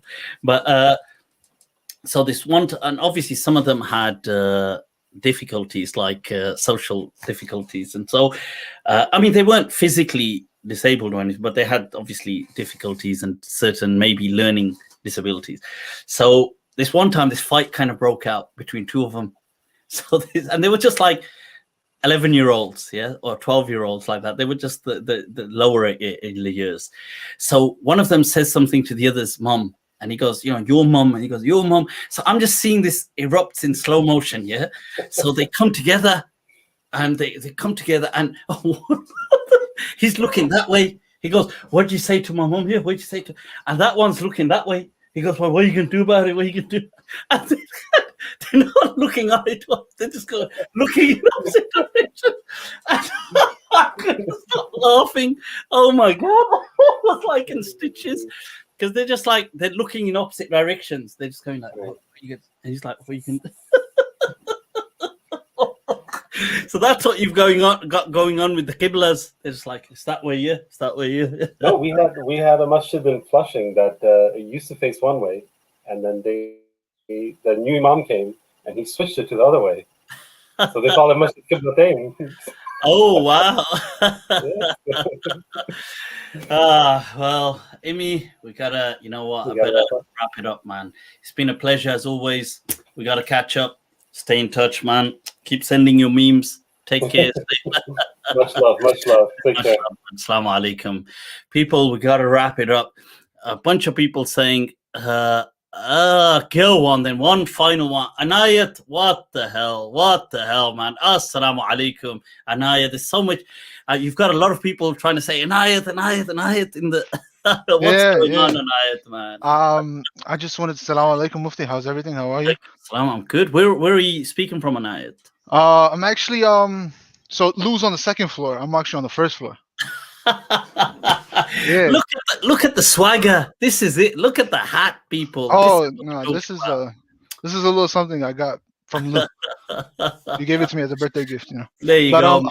Yeah. I wanted to ask about this is pertaining to cryptocurrency, of course. Mm-hmm. There's something new called staking where you deposit your crypto and they give you a certain percentage back in crypto, right? Yeah, but you're not lending the crypto, of course. They're getting the crypto that you deposit. They would run a node, which is like a device that kind of creates more crypto in a sense. Okay. So I just wanted to know, is this halal or is this like lend? Is it halal? Because they are giving you a percentage back.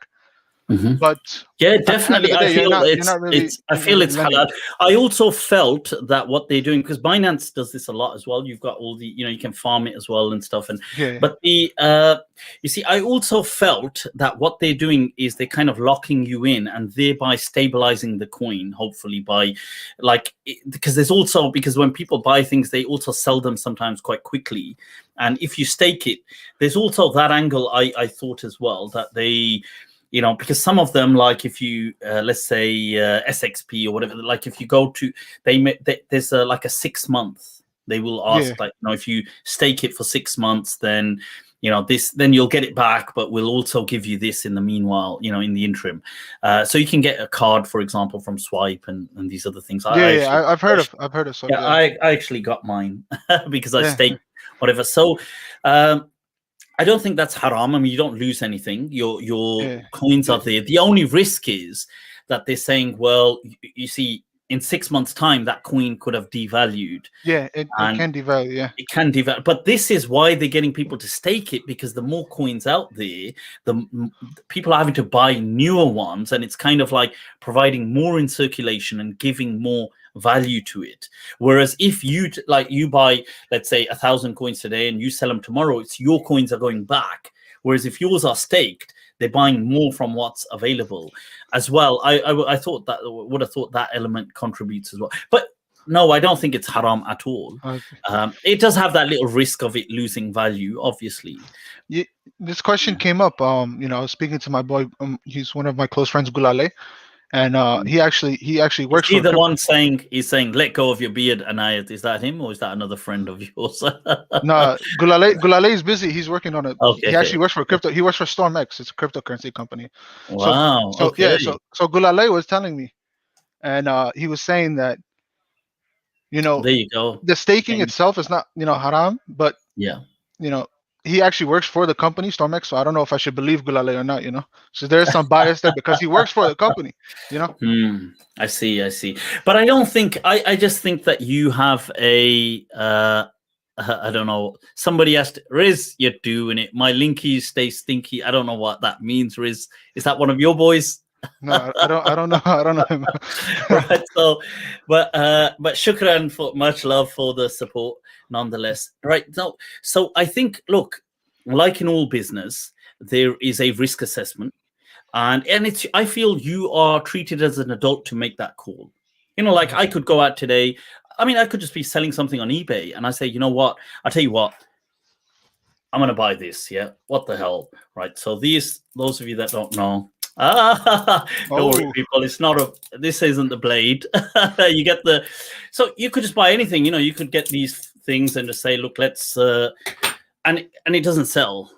I don't get no, and that's a loss. So it's a business call that you're making. Look, let me stake it. I think it's going to go up anyway, and in the interim, I'll make these profits.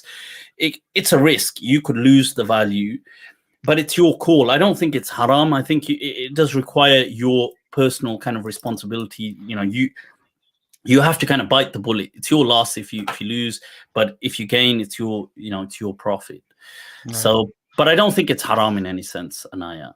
Anaya, you're doing it, man. Send me an message on Instagram. You guys are rocking it, man. I like the way I like the way you guys are thinking and out there entrepreneurially. And I think that this is the future for the Muslim generation. They need to be enterprising. They need to be out there. Anaya, take care of yourself, man. Take care of yourself, Mufti. Thank you so much. One last request, Mufti. Please bring back Lou. We need Lou on here more. I see. Well, he's gone now. Next time we'll bring him on. Lou, Inshallah. You're doing it, man. You're doing it, Lou. Take care of yourself, man. Assalamu alaikum. Look at that, man. See, awesome young Muslim people out there with talent. This is the future, people. I'm telling you, the future is bright. People, it's been awesome. It's been epic. It's been emotional. Guys, we got to wrap this up. It said, oh my God, 3 hours. Toba. People, take very good care of yourselves. Wassalamullahi alaikum wa rahmatullahi ta'ala wa barakatuh. Have an awesome day wherever you are. If you do want to reach out to me, Instagram is usually a better place. And if you haven't already liked and subscribed to my YouTube, abe haramio. What on earth are you waiting for? Get on there, man. Take care. Taha, I'll say salam to you as well, man. I'm sorry I can't talk now since we're signing off, but it's been epic. Sorry, I know. I just realized you were waiting there. Where were you joining from anyway? Where were you joining? In Texas. Look at that, man. Texas, people. Texas. This is it, man. Taha, I do apologize. But was there something you wanted to quickly say? I mean, you're more than welcome. What the hell, since you're there, you're live, you're being streamed. Go for it. What the hell, yaar? Kya yaad rakhoge, yaar? Go for it. No, I can ask my actual question next Wednesday, but dude, I thought you said I've got an actual question. I was just about to hit the spacebar and remove you. No, I just wanted to say thank you because after I found your channel, it's been easier for me to just understand the deen without all these Molvis kind of screaming at me and things like that. And I appreciate that, man. Yeah. And I'm glad and I'm happy that it's been helpful to you, and also that it's it's given you that kind of courage to connect to the deen, of course. But shukran, man. I appreciate that, Taha. Taha, take care of yourself. Send me a message, inshallah, on Instagram. I'll look out for your profile. Take care, man. Assalamu alaikum wa rahmatullahi wa barakatuh. People, Taha from Texas. Look, people, RPG. Oh my God, RPG Productions. RPG people going down. You're doing it, RPG. Much love. Guys, let's... Somebody said Gangu Teli is losing his mind. This is it. You guys are burning him for no reason. Guys, take very good care of yourselves. Wassalamullahi alaikum wa rahmatullahi ta'ala wa barakatuh, people. Over and out. Signing out, man.